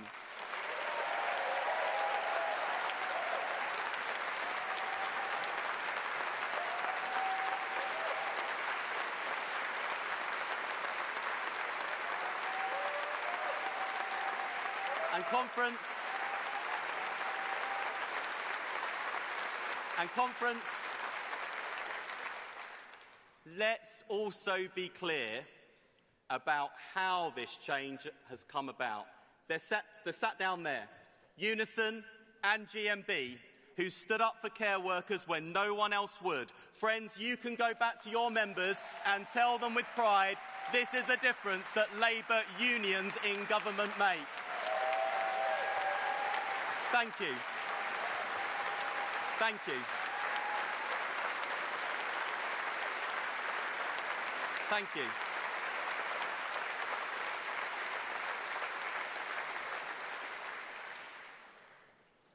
And there's someone else who's made a real difference too, who understands the struggle care workers face because she was one. She brought that experience to the cabinet table as the care worker who became our country's Deputy Prime Minister. Angela Rayner, this achievement is yours. Thank you.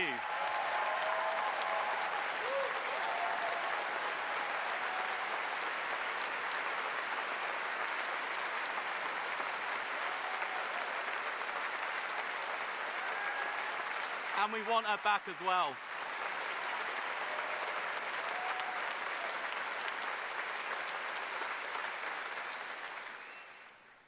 We'll definitely make sure she sees that.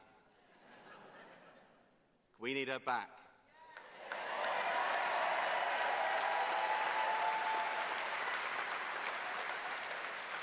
In conference, I say this to you now, and to every family, every carer, every older and disabled person watching. So long as I hold this office, it will be the mission of this Labour government to build a national care service worthy of the name.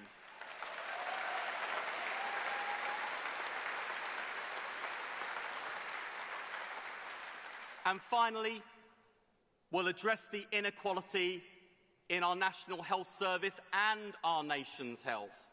Because if we fail to invest in public health and prevention, we will face a future where people are living longer lives, but in poorer health. And in the places with the deepest need, the NHS is at its most stretched, and the health of the people at its poorest.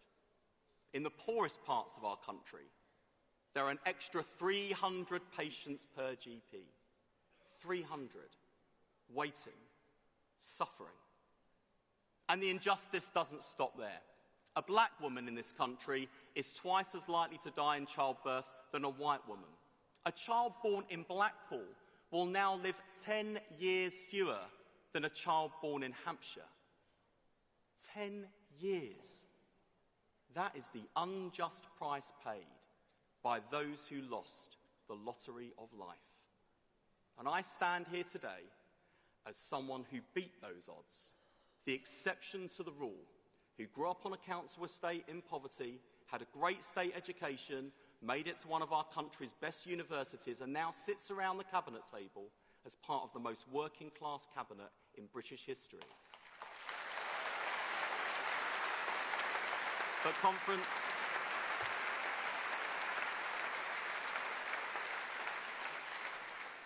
that's not enough. It's not enough for a few to beat the odds. Our party exists to change those odds for everyone. So the challenge of our generation is not just to add years to life, but to add life to those years. So as we rebuild the NHS, we're starting first where the need is greatest. As we reinvest billions saved from cutting waste, as we recruit new GPs, and as we build a new generation of neighbourhood health centres, they won't go to the places with the loudest lobbyists, but to the communities with the deepest deprivation.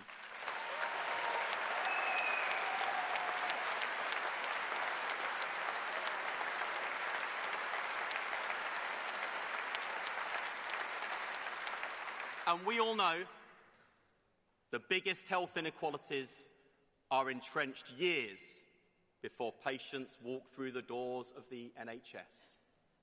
They're caused by poverty, poor diets, damp homes, dirty air. So this Labour government is tackling the sickness in our society. We're feeding the next generation with primary school breakfast clubs, so every child starts the day with a full stomach and a hungry mind. We're cutting pollution and cleaning up our air the children breathe to preserve our planet for the future too. We're helping families heat their homes this winter with a warm homes discount that will reach millions more. We're guaranteeing sick pay from day one because no one should have to choose between getting better and getting paid. And with the expansion of free school meals, we are lifting 100,000 children out of poverty. The Tories didn't do it. Reform would undo it. That is the difference a Labour government makes.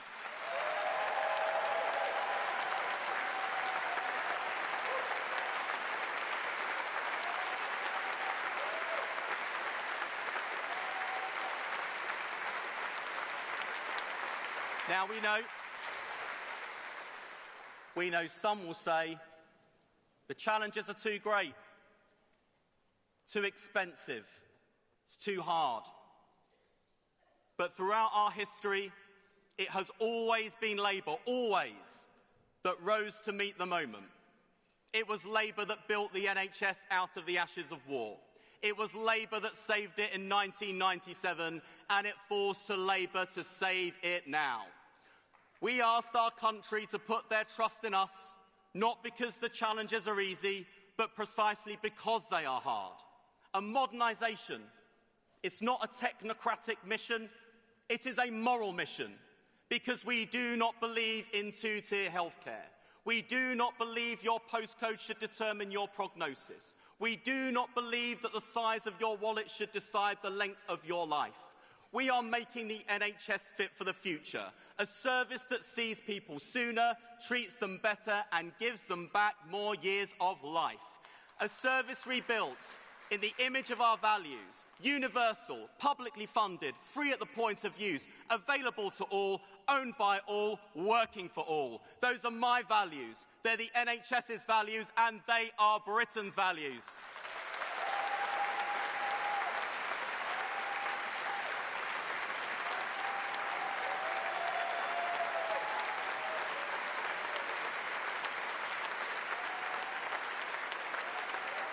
And conference,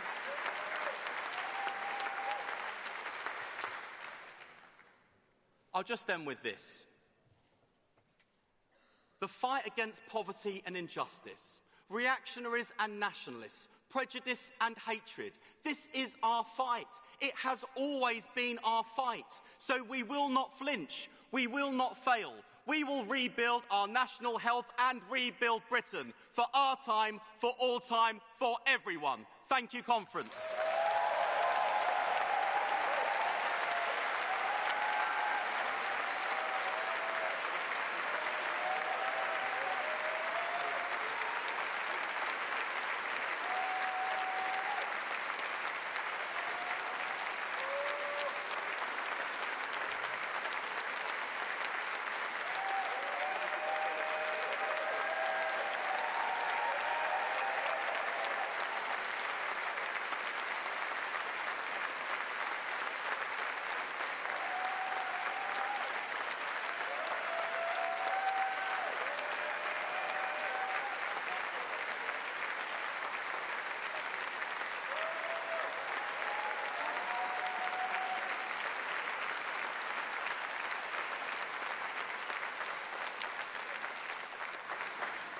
Thank you, Wes, for such an inspiring speech. It was clearly very well received. Thank you very much for that.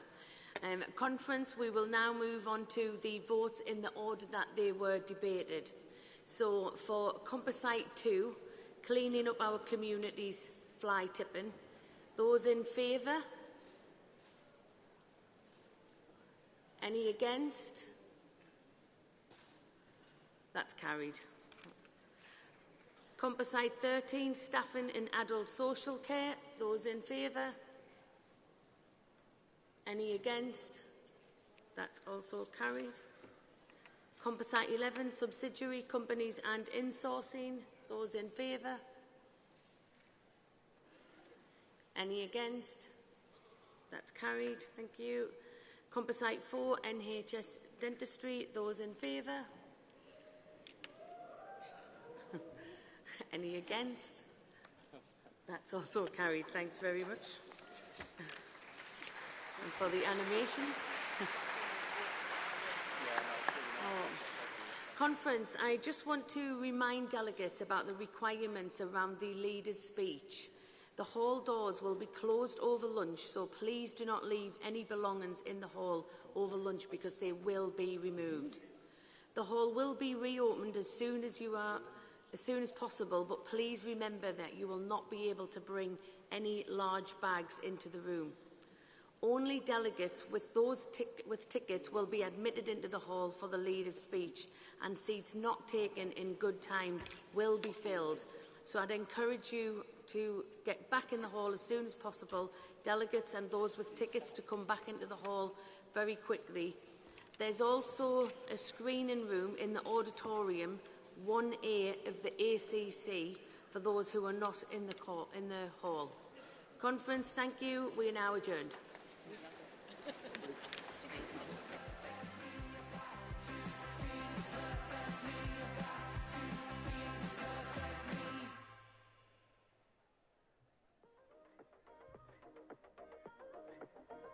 I've been burned, I've been broke, 20-something, that's just what it is.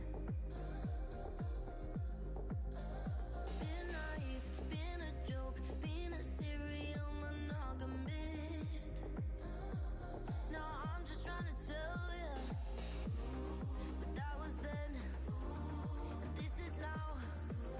Forever promises just let me down. If I'm being so candid, hold me and don't plan it. Just for hype for the night, yeah, that's my love language. No need for romantics, we don't need tomorrow's damage. Just for hype for the night, talking my love language. You're talking my, you're talking my. Just for hype for the night, talking my love language.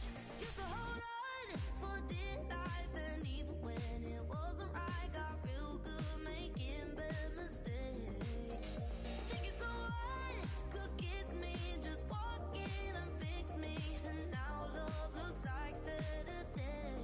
Staying up late, but that was then, and this is now. Forever promises just let me down. I'm being so candid, hold me and don't plan it. Just for hype for the night, yeah, that's my love language. No need for Can we please ask you to leave the hall as work needs to commence?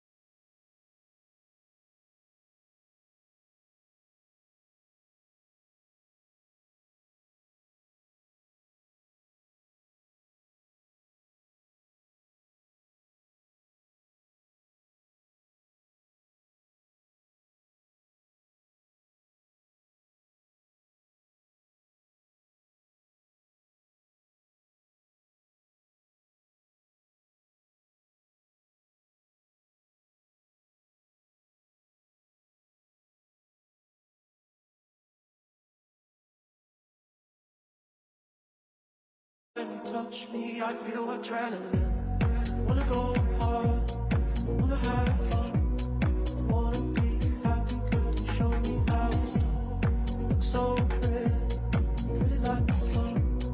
I could watch forever while you shine on it. Wanna be happy, could wanna be pretty, wanna be happy, could wanna be like the sun. Wanna be happy, could wanna be pretty, wanna be happy, could wanna be like the sun. Wanna be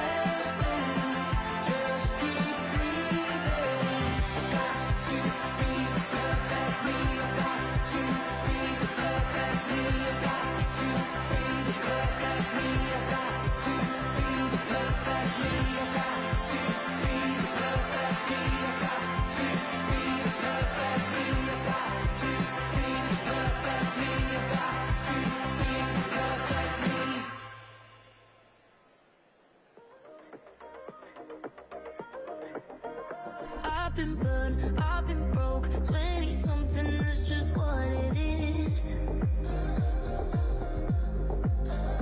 Been naive, been a joke, been a serial monogamist.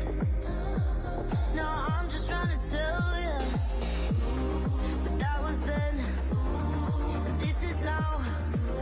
Forever promises just let me down. If I'm being so candid, hold me and don't plan it. Just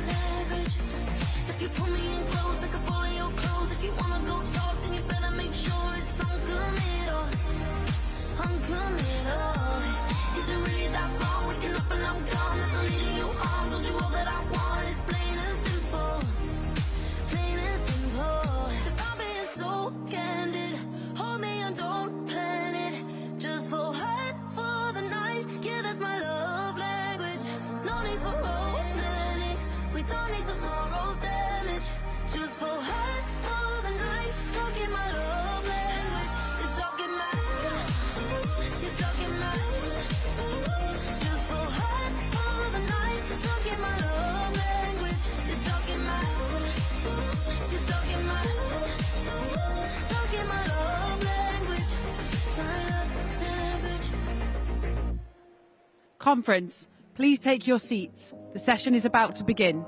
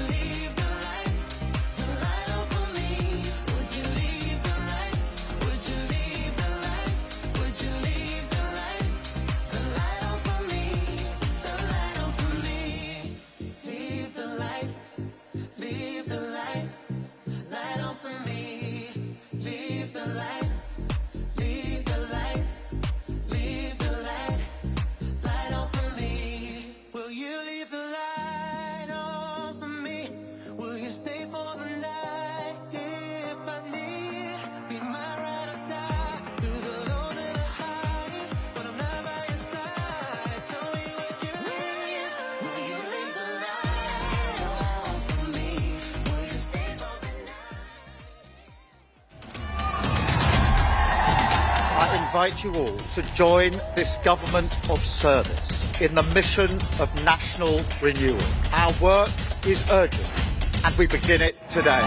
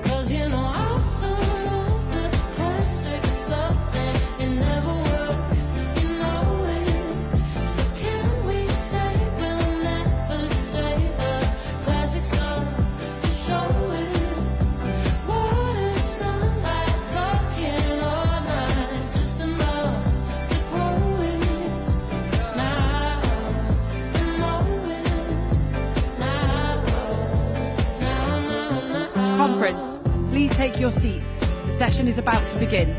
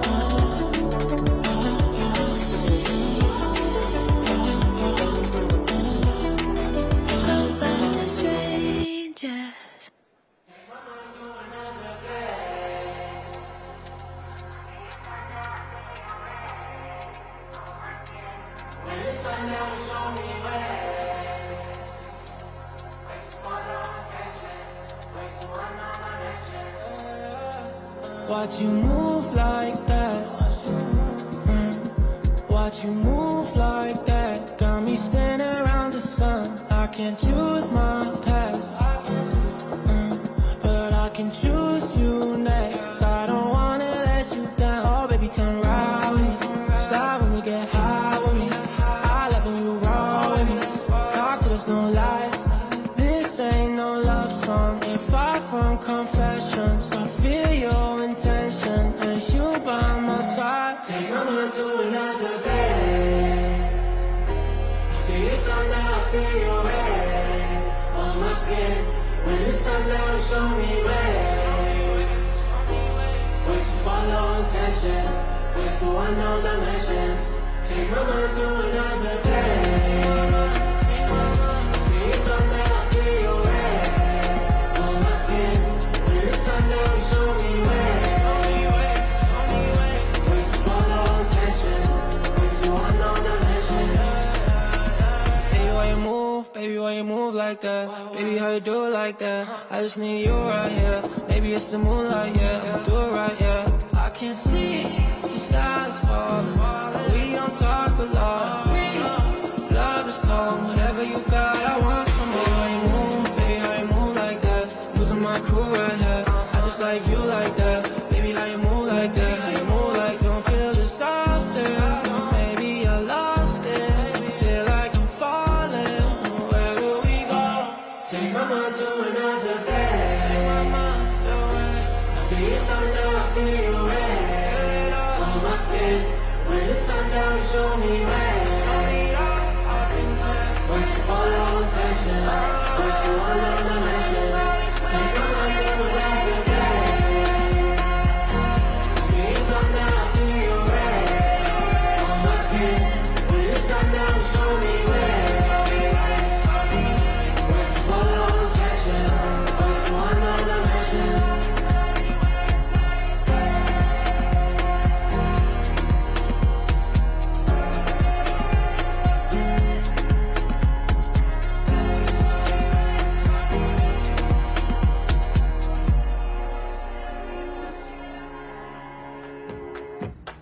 Lonely in this crowd, I sit alone.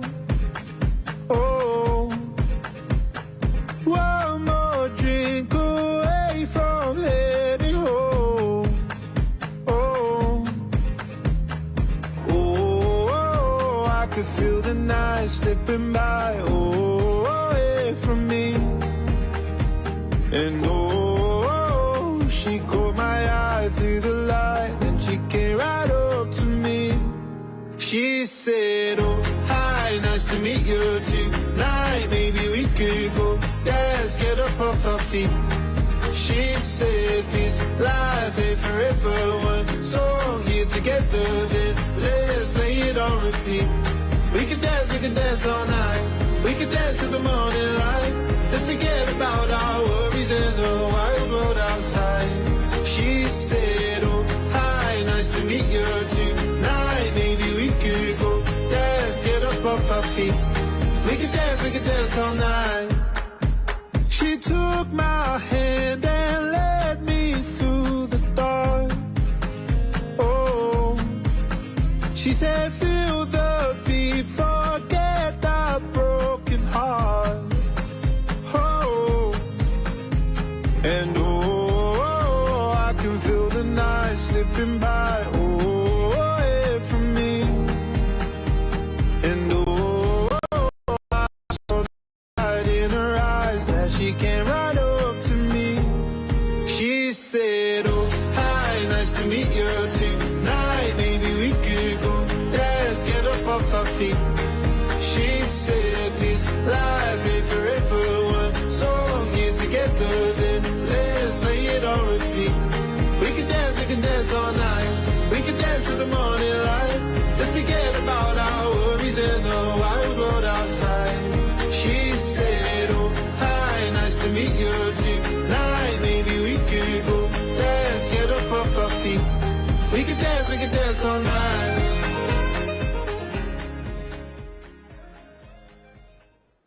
I've seen change. I've seen change. I've seen change. I've seen change. I've seen change. I've seen change in my family. So free breakfast clubs for me and my family have been a bit of a lifesaver at the moment. I've seen change with Labour securing my job for the future. The Prime Minister and the Cabinet saved the jobs of 3,700 workers here at British Steel. Well, I've seen change in terms of the national security within the UK. The campaign I've been leading had been going 6.5 years. When I first met Sir Keir Starmer, he gave me a promise that he will prioritise Martin's Law, and that's exactly what he did. I've seen change in my community, and I've seen politics can make a difference. Nothing was getting done until I met Keir Starmer, and he strengthened the law so people carrying dangerous weapons face the full force of justice. I've seen change in my health. I had a cancer diagnosis and was treated for breast cancer. After only 1 year in power, Labour have already delivered over 4 million extra appointments. They won't give up on the NHS in the same way that we won't give up on the NHS. Together. Together. Together. Together. Together. Together. Together. Together. Together. Together. Together. Together. Together. Together. Together, we will renew Britain. We will renew Britain. We will renew Britain. We will renew Britain. Together, we will renew Britain.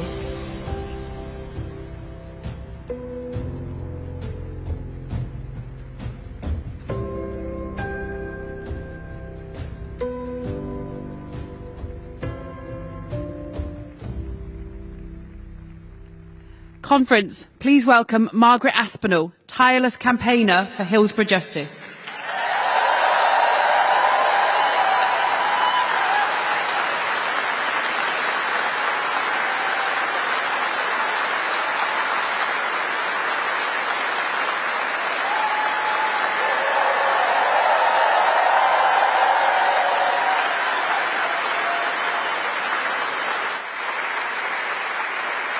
Please be seated.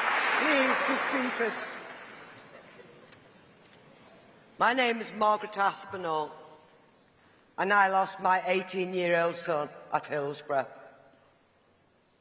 And I'm here to explain why Hillsborough law is so important.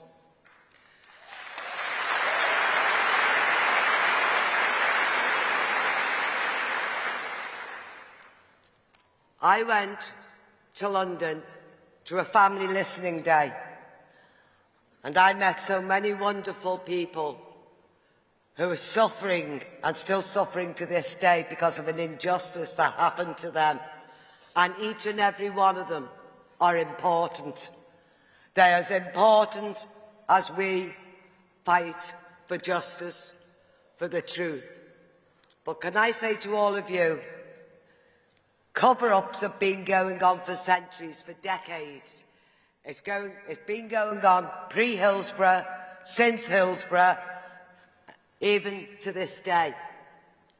You look at all of them campaigns that Charlotte mentioned only on Sunday.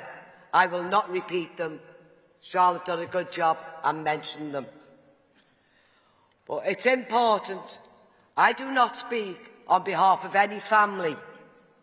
I do not speak on behalf of my own family. I am speaking about a Hillsborough law that is so passionate to me, and I'm so determined for the nation, for the good of the ordinary people of this country.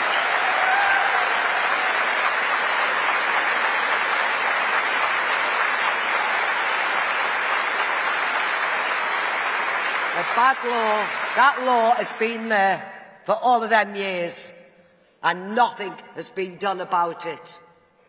But alongside so many good people, the people who are in the Hillsborough Law campaign have done a marvellous job. The people who work alongside them, fantastic job. It's been a long journey. It's been a long, long journey. I've been campaigning alongside others for 30-odd years. I'm an old woman now, but I want to die knowing that we've changed a part of history. We've changed a law that was so corrupt, so long, for so many people, and we are determined on doing that. And if we do that, we've all got to be proud of ourselves. But,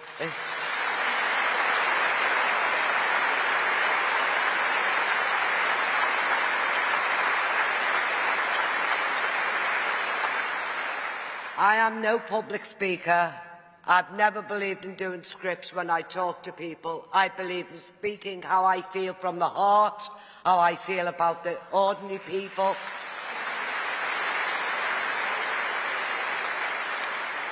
We have had promises to us in the past, and it took an awful lot to try and trust people, especially MPs, and especially, may God forgive me for saying this, Prime Ministers. I've met a few Prime Ministers and I've been let down. They think they're giving you something, you walk away think we're getting somewhere. No, we didn't. But I can honest to God say, I've met one Prime Minister in the past who was true to her word and kept her promise. Today, I've got to be truthful. I've met a Prime Minister who's kept his promise.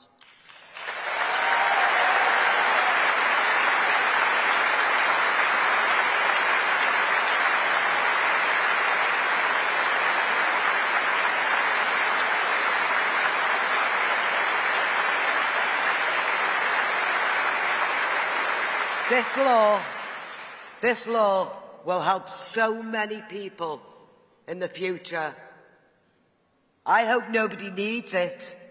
We pray nobody needs it, but if they do, this law will help those people. They will never have to go away from here, campaign for truth, campaign for justice, campaign against the media. We've had to do all of that, and that is so wrong. And that was what was... I can honestly, I'm going to say it how it is. I've got to. I've just got to. I've got to be true to myself. I've got to be true.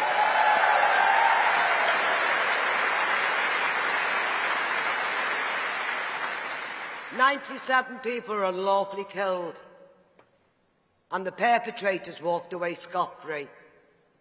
How can that be in 2025? How can that happen? So what this law is about, this will make, no matter what job you are, what position you are, what rank you are, there's consequences if you tell lies. There's consequences.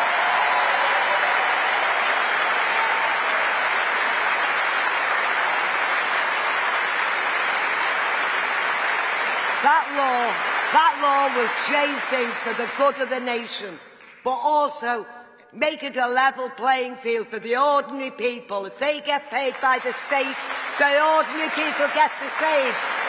Simple, simple, simple.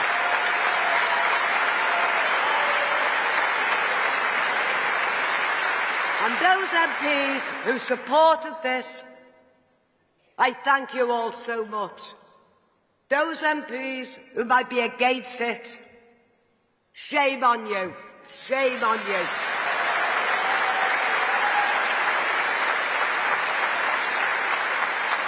This law is for the people, by the people, and that's what this is about. So if I may, I now would like to thank the Prime Minister.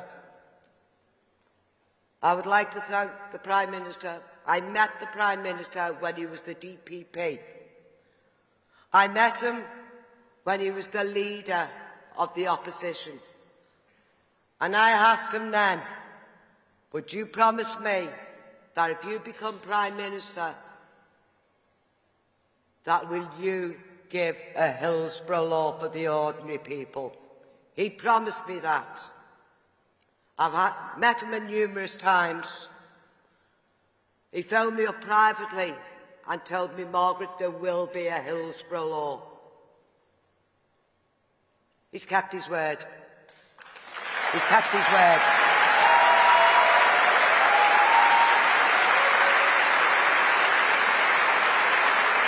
It wasn't easy. He promised it would be on the 15th of April. Unfortunately, it wasn't a Hillsborough law by the 15th of April. There was things getting watered down. We don't want anything watered down. I want a Hillsborough law in all its entirety. That is so important. The Prime Minister didn't have an easy time to get it. We've still got work to do. We've got good people behind us who will be watching and making sure that we get it in its entirety. So I thank for what we've got so far. I'm very, very grateful, and I thank the Prime Minister for listening and keeping his word. And if I may now, I'd like to introduce you to your Prime Minister, Mr. Keir Starmer.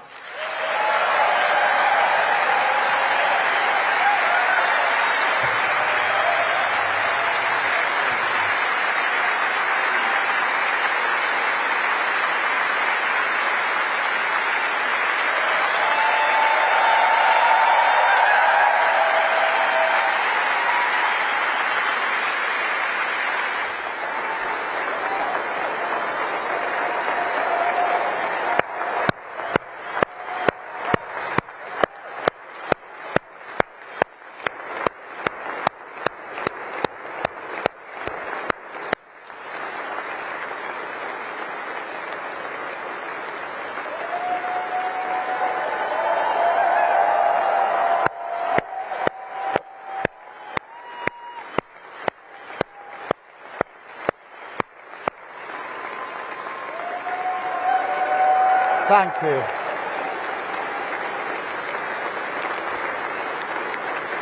Thank you, conference. Thank you, Figan. Thank you, Pooja, by leading by example, so powerfully showed just on that video just now. And Margaret, thank you so much for that introduction.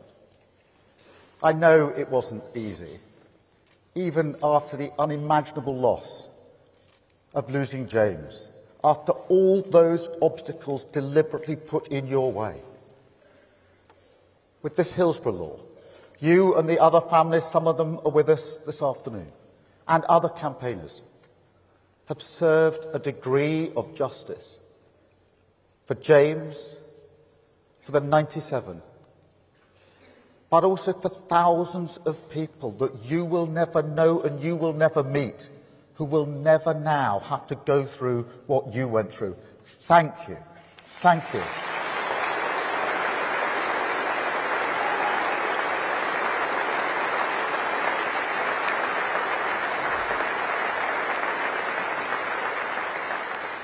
Margaret, I remember meeting you and some of the other families nearly 15 years ago now with Bishop James Jones. I was humbled to be able to campaign after such loss. As a father of a daughter aged 14 and a son aged 17 who goes to football with me, 1 year younger than James was, I honestly don't think I would have the courage to do what you have all done. I was also struck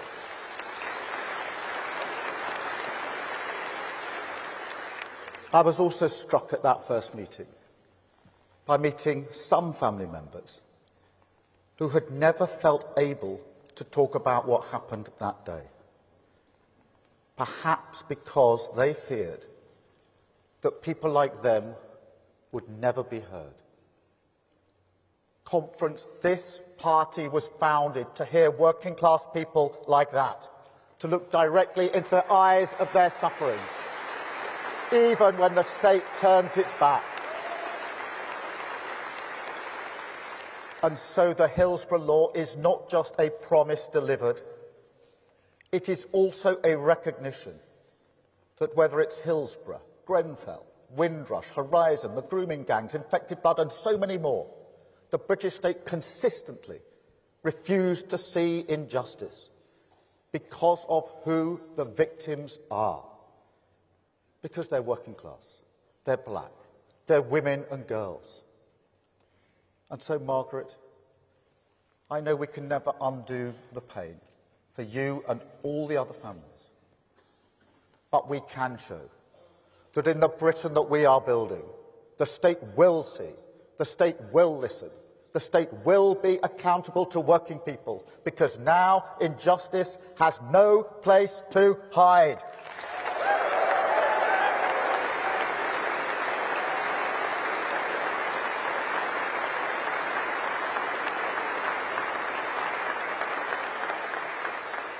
That's National Renewal Conference, government and working people working together to drag us out of decline, building a new Britain. Now, it's an urgent task. We can all see that the country faces a choice, a defining choice. Britain stands at a fork in the road. We can choose decency, or we can choose division, renewal or decline. A country proud of its values, in control of its future, or one that succumbs against the grain of our history to the politics of grievance. It is a test, a fight for the soul of our country, every bit as big as rebuilding Britain after the war, and we must all rise to this challenge. Yet we need to be clear that our path, the path of renewal, it's long, it's difficult, it requires decisions that are not cost-free or easy, decisions that will not always be comfortable for our party. Yet at the end of this hard road, there will be a new country, a fairer country, a land of dignity and respect, everyone seen, everyone valued, wealth creation in every single community, working people in control of their public services, the mindless bureaucracy that chokes enterprise removed so we can build and keep building, clean British energy powering our homes, technology harnessed to drive us forward, our flags flying proudly as we celebrate difference and oppose racism.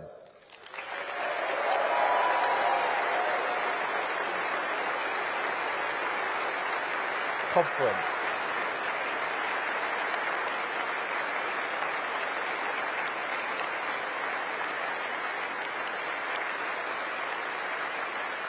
Thank you, Conference. The basic, ordinary hope of a better future for our children restored for millions. And through that, a Britain that has rediscovered the belief, the togetherness, the pride to take control of its future. That's what we're building, Conference. That's national renewal, a Britain built for all.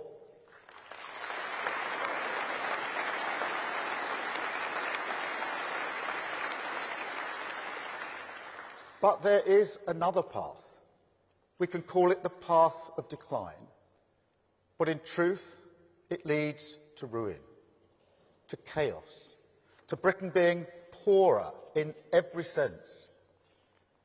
And it's a tempting path, because it asks nothing of people, makes no demands, suggests no difficulties.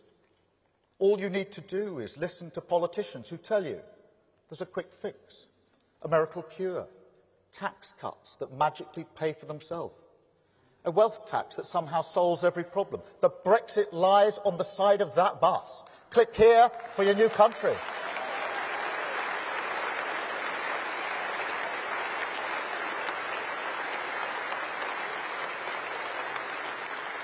We can all see these snake oil merchants on the right, on the left, but be in no doubt, Conference, none of them have any interest in national renewal, because decline is good for their business.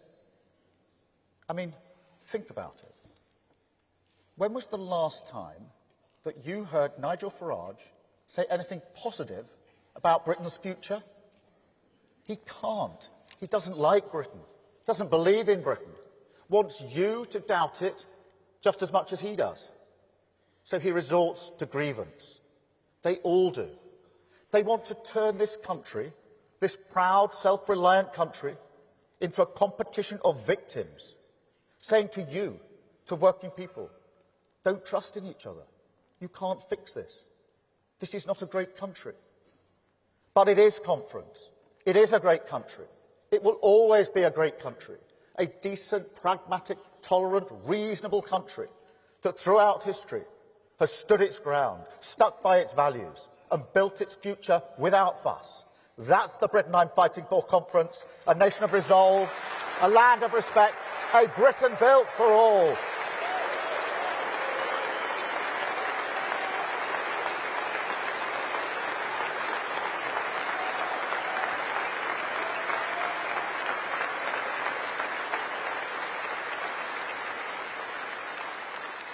And Conference, I welcome the new US initiative to bring peace to the Middle East. I strongly support efforts to end the fighting, release every hostage, and urgently scale up aid into Gaza. All sides must now come together to bring this initiative into reality, because we must restart the hope of a two-state solution, a safe and secure Israel, alongside the long-promised Palestinian state, a state that this country now recognises.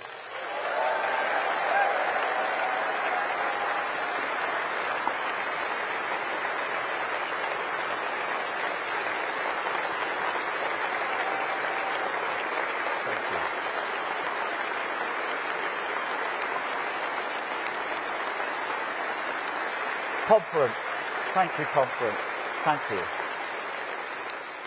Conference, I will never give up on diplomacy, and I will never doubt British values, rules that protect those in need, respect for difference under the same flag, the freedom to live and let live. I will never doubt that these values make us strong in a world that preys on weakness. How could I?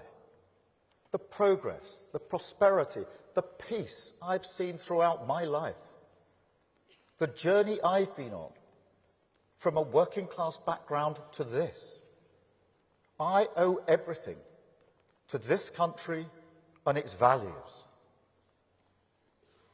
But working people, they're losing faith. They're ground down. Politics has made them question Britain. And can you blame them? They've been nothing but patient. They lived through austerity, Brexit, COVID, played by the rules, kept their side of the bargain. But time and again, politics ducked the challenge of renewal. Their high street, their pubs, their youth clubs, the places that shape a life, that create a common memory, struggling against the tide of decline. That is why we must never, never find ourselves defending a status quo that manifestly failed working people.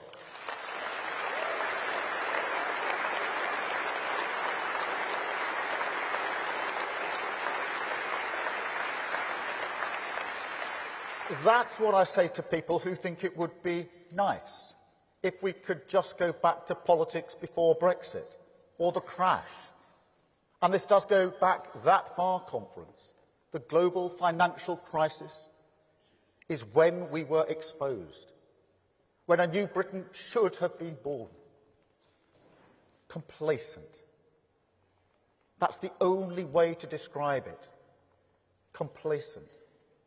We place too much faith in globalisation, the establishment across so many institutions, in hock to its lazy assumptions that immigration is all we need to give us the workers.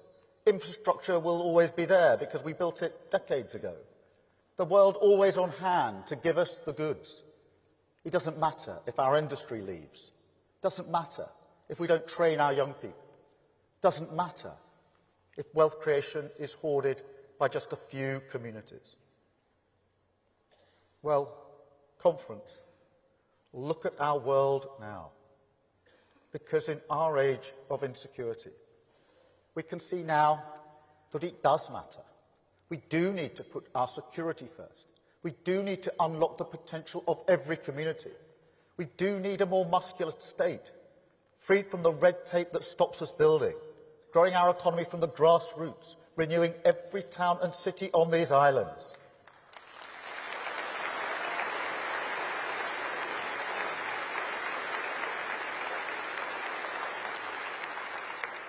It comes back to growth. So much of it comes back to economic growth. In fact, I'll say it now so there's no doubt. The defining mission of this government is to grow the economy, improve living standards and change the way we create wealth.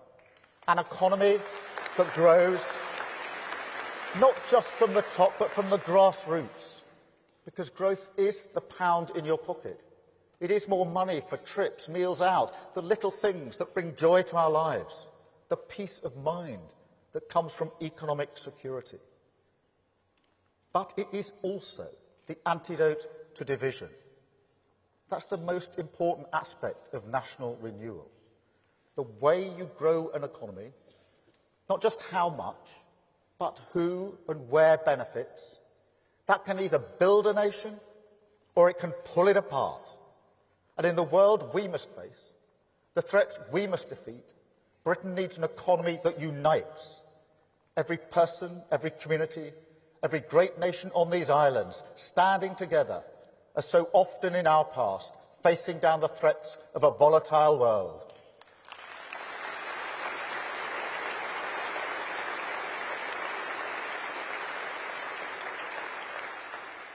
And it is a choice. You can exploit asset bubbles to distract from stagnating wages. You can balance the books by cutting long-term investment. You can cut taxes for the few whilst dismantling the infrastructure for the many. But the affordable homes that we built, the libraries that we opened, the Sure Start centres that gave so many families a better start in life, all in it together. That's what they said. Come on. The country they created, it's still around us today. Old and young, north and south, scrapping over the crumbs, draining the well of responsibility, the patriotic responsibility that we owe to one another. But there's another choice, Conference. You can choose industrial policy, government and business bringing the future closer, British graft backed everywhere, from the steelworks in Scunthorpe to the data centres in Essex and the wind farms of South Wales. You can choose to unleash British enterprise, strip out bad regulation, confront the blockers that strangle a thriving private sector. The most important thing we need for every community to stand more proudly on their own feet. You can choose to challenge the outdated dogma and say with one clear voice that public investment does not crowd out private, that we should invest more outside London and the South East, and that a more secure labour market with stronger workers' rights will be better for productivity. And Conference, you can choose to rebuild our public services, choose investment over austerity. That's the choice we made at the last budget.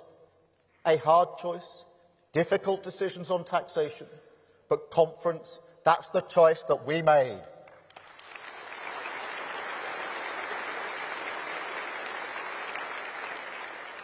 Now, I want to thank every business in our country on this issue. We asked a lot at the last budget. I know that. I do think, in the long run, fixing our public finances, investing in new infrastructure, helping our public services off their knees, that will be better for growth.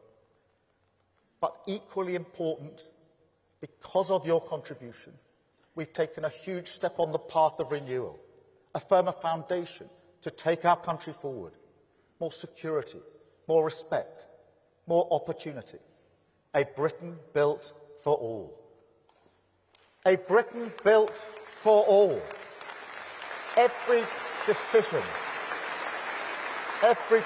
Conference, every decision we took this past year, it's all been in pursuit of that mission. Changing the way we create wealth, reforming public services, giving people more control over our future. Take our investment in defence. Undeniably good for growth, vital for national security and the whole of the continent. Impossible without really tough decisions on aid.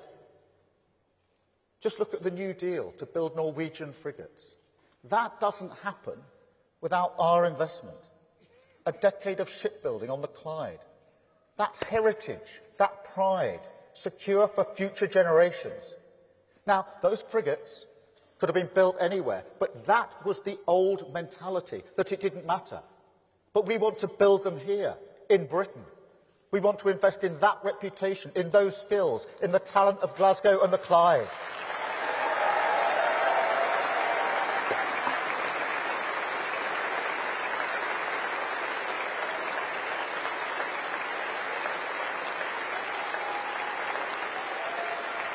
Now, Conference, 5 days after that deal, I went to the shipbuilding yard on the Clyde. I went to the canteen where the workers were having their lunch. And I stood in front of them and I said, thank you. Thank you for your hard work and your reputation that allowed us to win that deal. They were being judged against other countries, France, Germany and the US, and they won. They were proud. They said to me that this was the answer to the mantra that they heard. People who said British shipbuilding was dead. They told me how much it meant to them and their communities. And they were proud because they knew exactly what those frigates were for. And they were proud to contribute, proud that their community was chosen by an ally looking for a partner to defend our continent from Putin's aggression.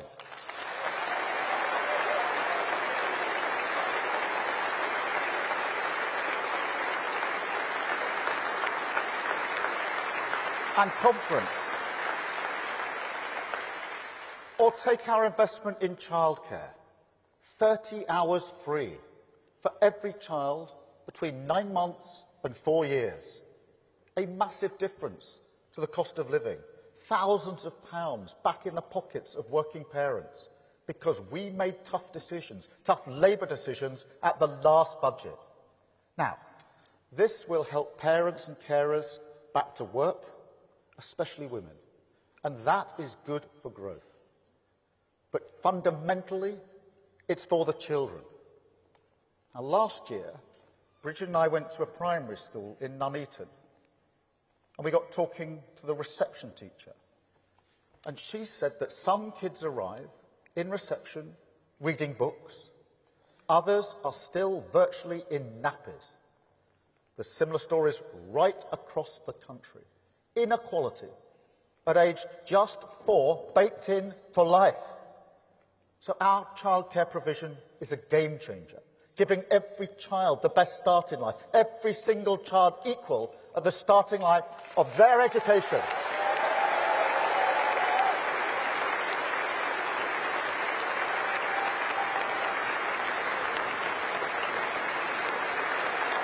That's National Renewal Conference.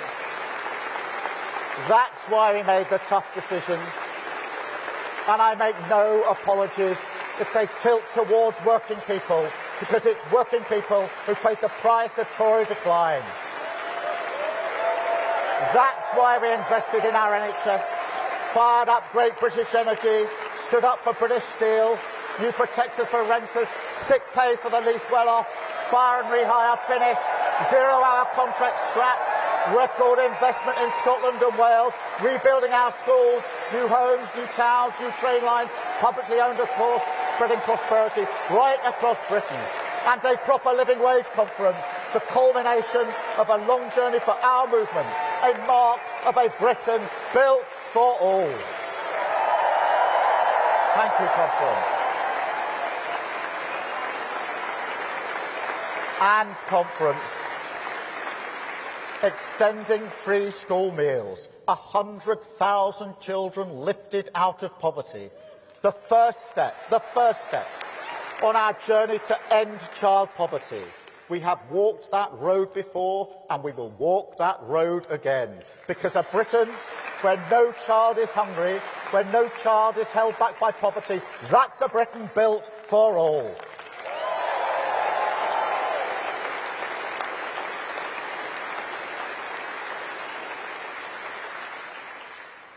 But there's another cause that we must also take up, conference. It strikes to the heart of what we stand for and who commands our respect. People like my dad. I think by now you know what he did for a living. But then again, do you? Do you really know the skill, the craft, the precision that goes into tool making? Now,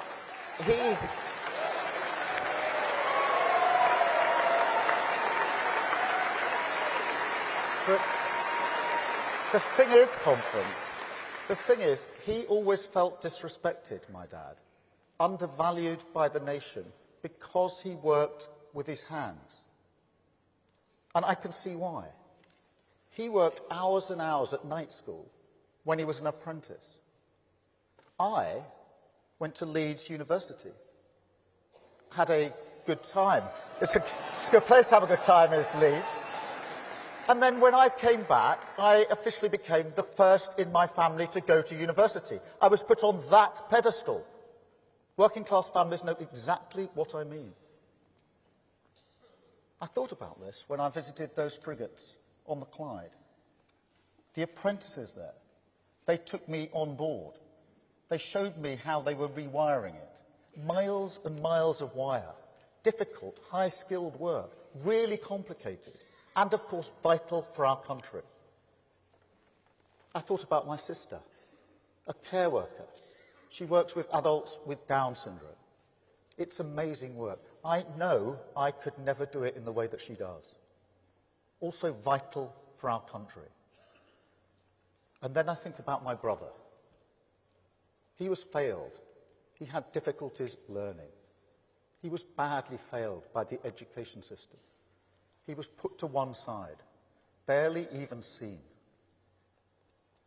Now, conference, some politicians say, I want every child to have the same opportunities that I had. You hear a lot of that in Westminster. But that's not me. No, what I want is a Britain where people are treated with the dignity that they deserve for making different choices, choices our country needs, choices we should value, choices that deserve our respect. And so,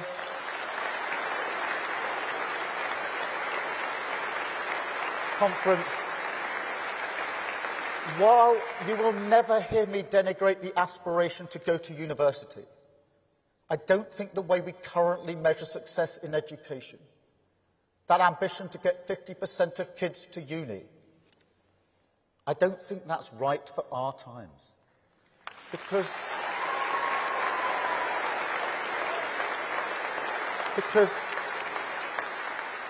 if you're a kid or a parent of a kid who chooses an apprenticeship, what does it say to you? Do we genuinely, as a country, afford them the same respect? Because we should, but I can't help feeling that my dad was right. So, conference, today I can announce we will scrap that target and replace it with a new ambition that 2/3 of our children should go either to university or take a gold standard apprenticeship.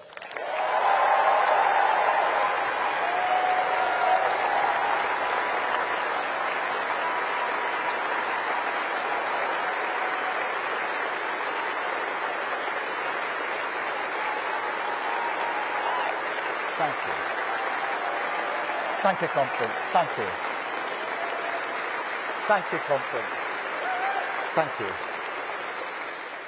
I can also announce that further education, so long a Cinderella service, ignored because politicians' kids don't go there, we will make it a defining cause of this Labour government, with higher standards in every college, the quality of teaching raised, more apprenticeships, more technical colleges, technical excellent colleges, qualifications linked to jobs, rooted in their communities.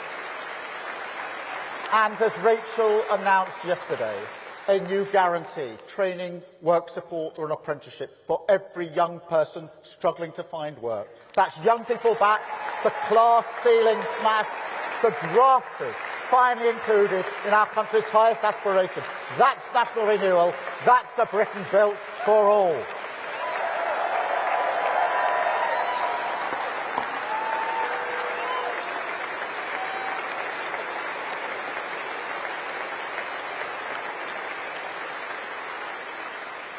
That's what I stand for, conference. And let me tell you, I also know what I stand against. And I have had enough of lectures from self-appointed champions of working people who want to shred our public service, level down workers' rights, crash the economy like Liz Truss. Politicians who lied to this country, unleashed chaos, and walked away after Brexit, who equivocate of Putin in Ukraine, who even now go to America and grub around for money, talking this great country down. No. No more lectures from them. Because Labour is the party for working people. Labour is the party for national renewal. Labour is the patriotic party.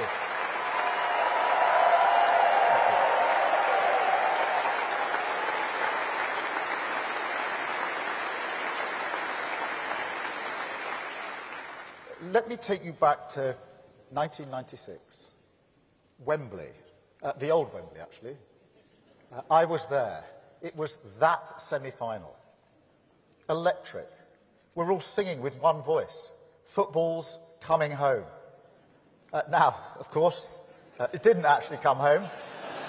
No cheering at us. But, you know, it did feel like something was stirring in England that evening. An England that belonged to our grandparents and our history, but also to our children and our future.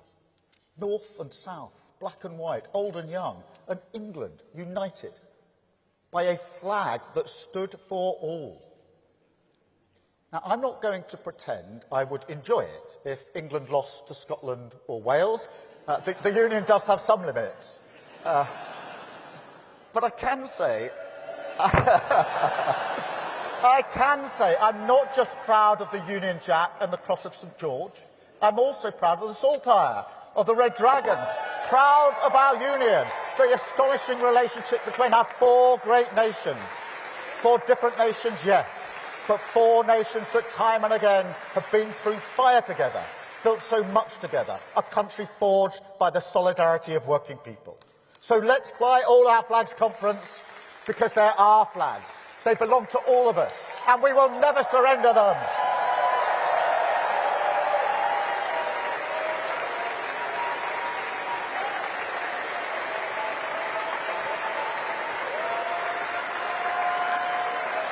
Let us unite our country behind them. Because this is no time for dividers. This is the time for bringing the whole country together. That is how we will fight next year's elections as patriots of our great nations.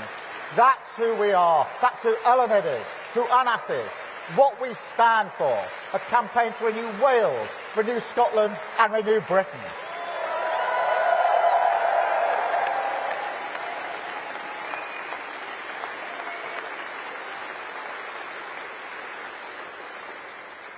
But then that's just the point.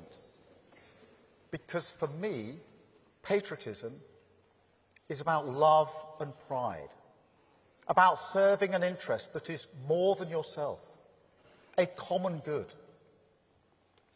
And the question I ask seriously of Nigel Farage and Reform is, do they love our country?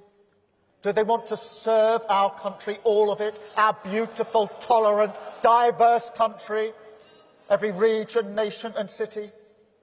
Or do they just want to stir the pot of division because that works in their interests? Do they truly believe in our potential, in our brilliance, in all the innovative wonders of our economy, from clean energy to creative arts? Or if a business looks a little too modern, do they say, as Farage said about Jaguar Land Rover, they deserve to go bust? And conference, when push comes to shove, do they really want to fix our problems and renew Britain? Or, as we've seen time and again, whether it's the SNP, the extremes of the left, or Reform and the Tories now, do they actually want Britain to fail? I think we know the answer to that question. So let me say this, because whilst we must come together to fight reform with everything that this movement has, we must go into that battle armed, not just with words and condemnation, but with action. And that means tackling all the problems that they prey upon. All the problems. Now, soon after I became an MP, I went to Oldham for a by-election up there. I was taken to a street to meet a woman who I was told had strong views on immigration. I knocked on the door. She invited me in. We had a cup of tea and a rich tea biscuit. And then, as we sat there, she got her photo album out and showed me pictures of her at the wedding of her Asian neighbour. She was proud that she was her neighbour and her friend. Now, I'm not the most patient person, as anybody in my family will tell you. And I started thinking, what is going on here? And then we finally got to it. She told me that a group of men from Eastern Europe had recently moved into her street. They sat on her wall, didn't put their rubbish out at the right time, and spat on the ground.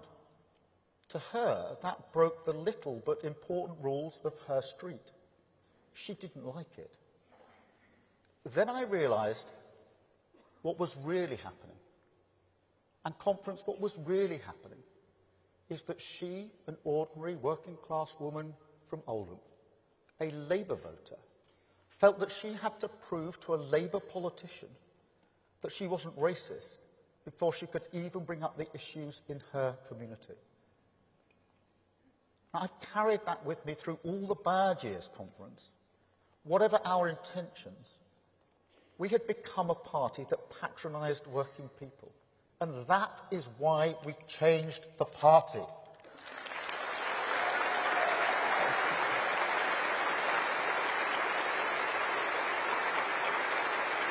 Yet, Conference, there are still some people who can't listen in good faith on this issue, who say we can ignore the crisis and our asylum system so long as we get the economy moving. I have to say to those people very directly, we will tackle this issue. The British people are not unreasonable. They're pragmatic, compassionate, tolerant. That's who we are. What people want from politics, that hasn't changed. They want more cash in their pockets, safer streets, opportunities for their children, and an NHS that's fit for the future. And yes, they want secure borders. And that is a reasonable demand. Now, we should always say plainly and with pride that asylum for people genuinely fleeing persecution is the mark of a decent, compassionate country. But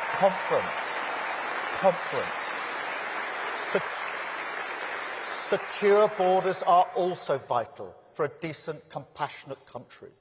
Controlling who comes here is an essential task of government. And there's nothing compassionate or progressive in a vile trade that loads people into overcrowded boats, puts them in grave danger in the Channel, and ultimately exploits human desperation and hope. So mark my words. We will stop this. We will smash the gangs. We will crack down on illegal working. We will remove people with no right to be here. And we will secure Britain's borders.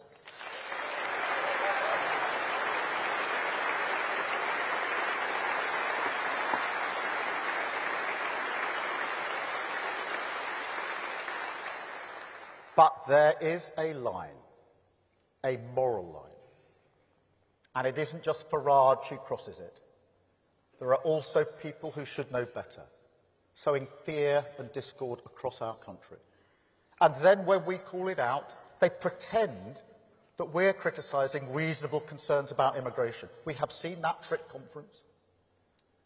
So let us spell it out once and for all. Controlling migration is a reasonable goal. But if you throw bricks and smash up private property, that's not legitimate. That is thuggery.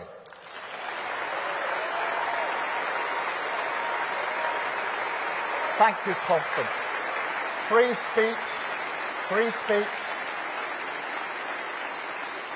speech is a British value and we have guarded it for centuries.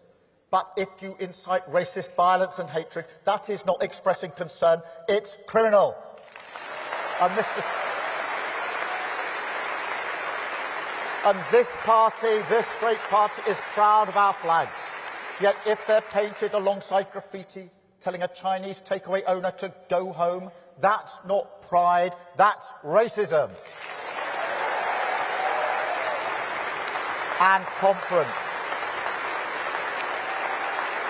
if you say or imply that people cannot be English or British because of the colour of their skin, that mixed heritage families owe you an explanation, that people who've lived here for generations, raised their children here, built their lives here, working in our schools, our hospitals, running businesses, are our neighbours.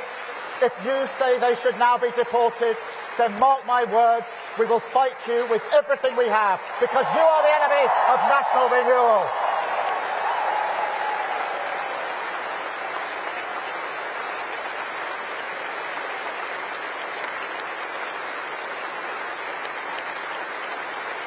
And it will be a fight, Conference. It doesn't get easier from here. And the tough decisions, they will keep on coming. Look, we inherited public finances where the Tories piled up mountains of debt with next to no boost in productivity to show for it. Unprecedented. And in a world as volatile as ours, that's dangerous. It demands firm and fair decisions to control our debt.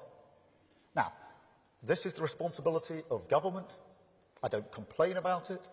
I expect to be judged on my ability to deal with it. But it does mean that national renewal takes time, that it requires patience as well as courage, a determination never to risk economic stability. That solemn promise that we made to working people, our mandate, line 1 of our pledge card. Now, I acknowledge the temptation. You can see it all around the world. A desire to avoid reality, to neglect the long term, cast off the constraints and indulge in ideological fantasy. That's what happened with Liz Truss. But it does not matter if it's unfunded tax cuts or unfunded spending. The result is the same. You lose control of the economy, and working people pay the price. And I will never let that happen again. I will never let that happen to working people with Labour. That is why we changed the party. Because a Labour Party that cannot control spending is a Labour Party that cannot govern in our times. Not with an ageing society, not with climate change, and not with the global cost of borrowing as it is now. And that is why the fiscal rules are non-negotiable. This isn't a game, it's not a tactic. Those rules protect working people, they protect our children's future. That's why our approach has always been more ambitious. National renewal isn't just moving money around, it's completely rewiring the state and the economy, unlocking the potential of everyone on these islands. On the economy, that's about understanding that proud working-class towns, they want to be backed by investment, of course they do. But they don't want to rely on handouts or help. They want more power and control, more wealth creation in their community. That's how they stand on their own feet as proud partners in this project of our nation. And on the state, it's about understanding the opportunity of public service reform. That if we show people the respect that they deserve, if we give people more agency over the state, see them as our partners, then together we can take control of our future. We can live in a Britain built for all. Take our NHS. I know how hard people work in our NHS. I see it in my family and I celebrate it at every opportunity.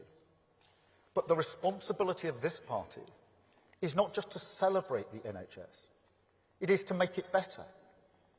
And in decades to come, I want people to look back on this moment as the moment we renewed the NHS for a new world, just as we look back on that great Labour government after the war. Because, Conference, a new world is coming. Artificial intelligence is transforming healthcare. I've seen it for myself. I've spoken to patients alive because of it. Stroke patients, where the precise location of a blood clot is identified in milliseconds. Disease is changing too. And with an older society, more people who have long-term conditions, we need to put patients in control of their health, shift care closer to their lives, and put technology in their hands at their service. And that's what we're doing right across our NHS. But we have to keep up the pace. I've been there before, I know what it's like. If you stand still on public service reform, you do end up going backwards. So today, Conference, we move forward. Every day the NHS delivers countless appointments. And for the vast majority, a face-to-face consultation is right, and we will never take that away from those who want it. But think about a single mum juggling kids and work, trying to find time to speak to a specialist. Or someone in their later years, living in a rural community, miles from a hospital, who needs a checkup for a suspected eye condition.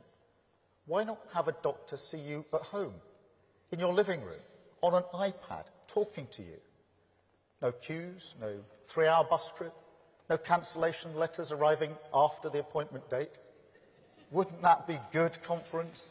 And not just the Conference, the better care. Think about it. That person with the eye condition, she could access the top specialist in the country, even if she lived miles away. Care no longer tied to doctors in your local area, which means you can see someone more quickly, at a time that suits you. But also, the system can deliver more, much more, up to 8.5 million extra appointments. Imagine what that could do to waiting times. And now, conference, imagine no more.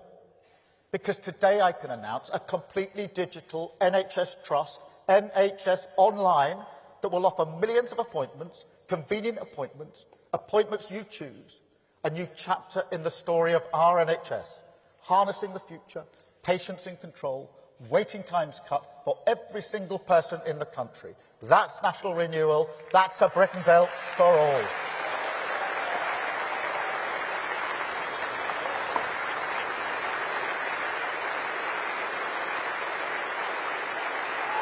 Conference. Thank you, conference. That's why I just do not accept that Britain is broken. There are so many opportunities to make a difference. The energy of the future, we're backing it. Carbon capture here in Merseyside, the Celtic Freeport in South Wales, offshore wind turbines made and built in Humberside, brilliant scientists in the heart of Middle England developing nuclear fusion. Is that broken Britain, conference? Look at the investment. Tech companies queuing up to back this country, saying that we are indispensable for the AI future. Now, those companies can invest anywhere in the world, but they're choosing us. They're choosing Hartlepool, Warrington, Belfast, East Midlands. Is that broken Britain, conference? Those 3 trade deals we struck with India, with the US, with our fellow Europeans, a signal to the world that Britain is back, that stability has returned. Is that broken Britain, conference? Or our ironclad and never-wavering support for the brave people of Ukraine, the yellow and blue flag flying on churches and village halls, the length and breadth of the country. Is that broken Britain, conference?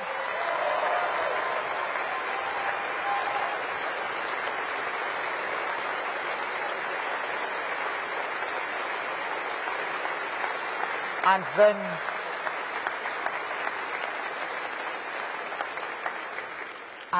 conference, there's Melanie from Calderdale in West Yorkshire. She runs an organisation called Our Place. It's for carers and people cared for, or just people who are lonely, organising a couple of meetups a week.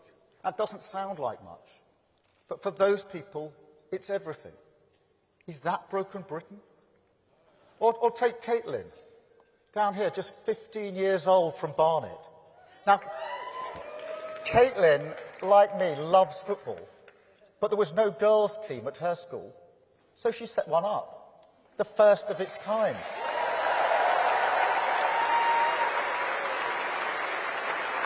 And now, conference, she plays for Camden Town Women, and that's nearly as good as Arsenal.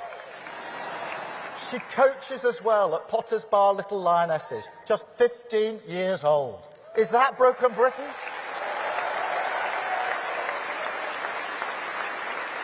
What about George here, who delivers food parcels in Telford with a smile?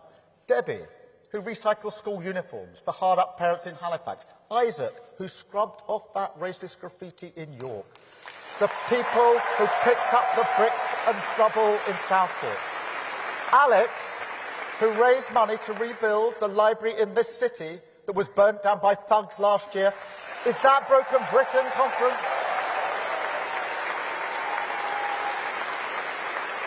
Is this country of boundless creativity, of culture, history, music, art and sporting brilliance, of world-class educators, of fearless entrepreneurs, the grit of the Lionesses, the swagger of Oasis, the strength of the Red Roses, the beauty that stretches all the way from the South down to the Shetland Islands, a country that has weathered so many storms and never stopped building its future? Is that really broken, conference, or can we renew it? Because conference.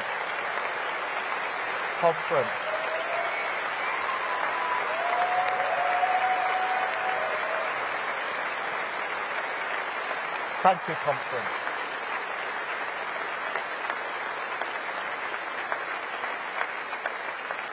Because I'll tell you this, mere politics cannot break Britain conference.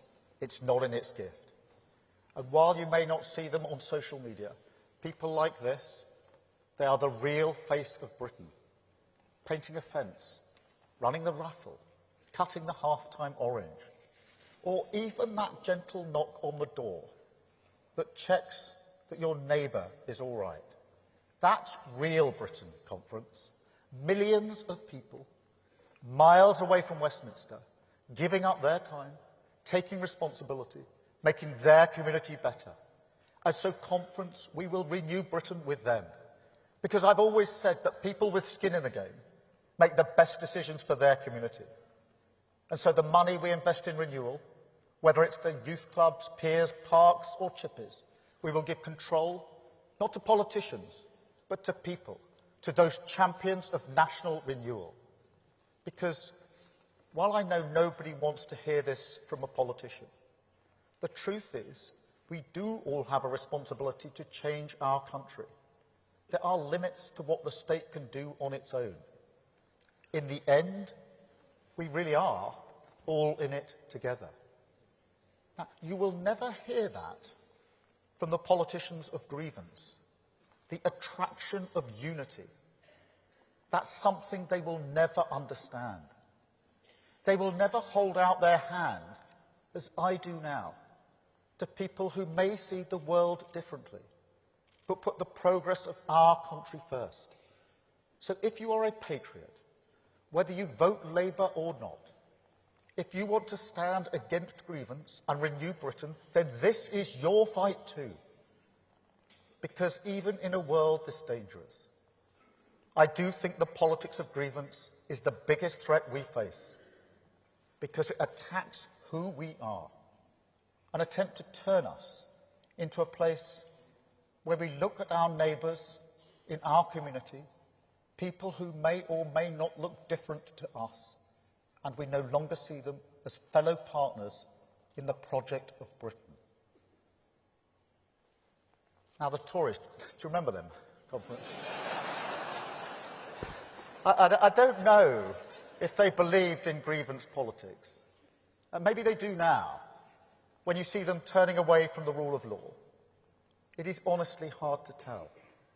But one thing I do know, Conference, is that not once in 14 years did they ever properly stand up to it. But I will. I will fight with every breath I have. Fight for working people. Fight for the tolerant, decent, respectful Britain that I know.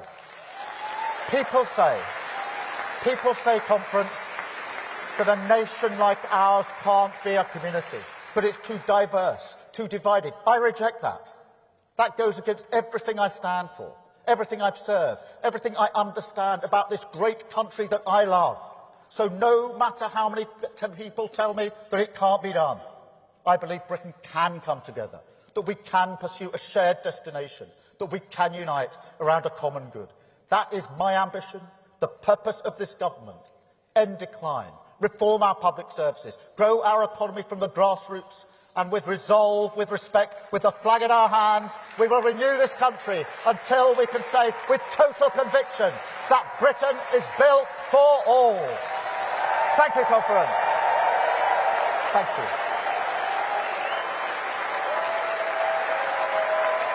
Thank you. Thank you, Conference. Fly those flags. Thank you. Thank you. Thank you. Thank you.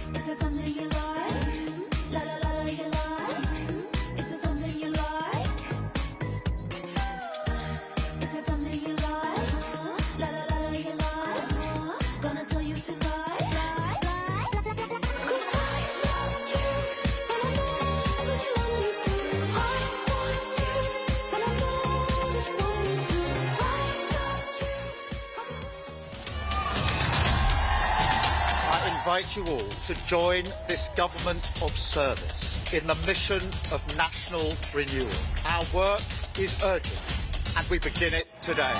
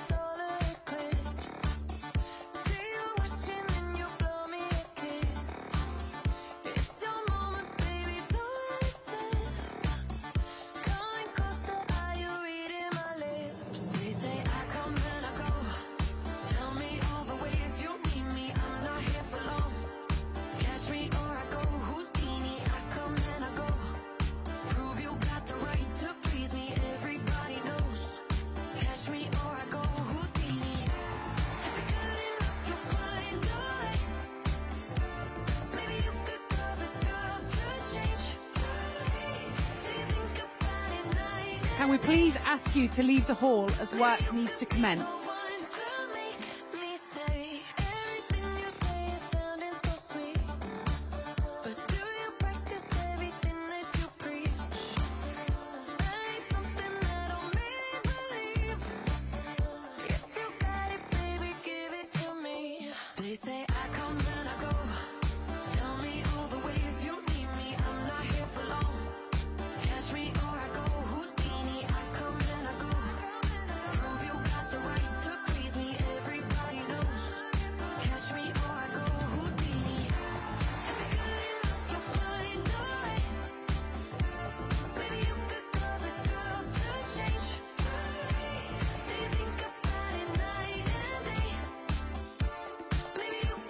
Can we please ask you to leave the hall as work needs to commence?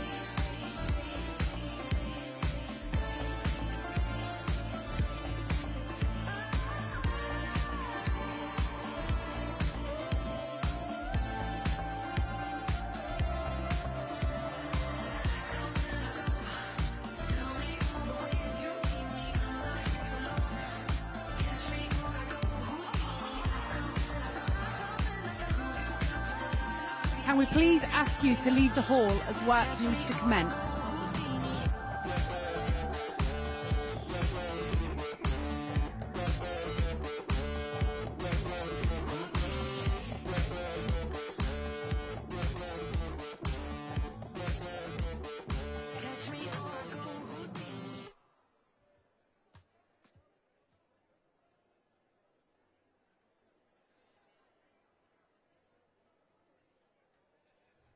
Can we please ask you to leave the hall as work needs to commence?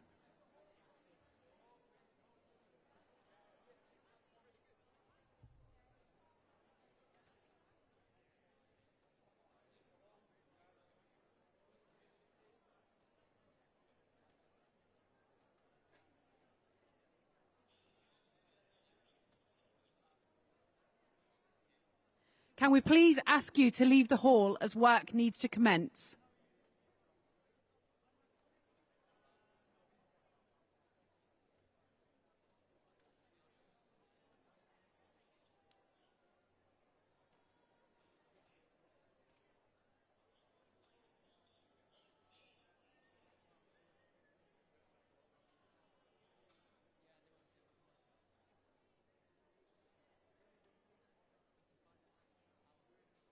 Can we please ask you to leave the hall as work needs to commence?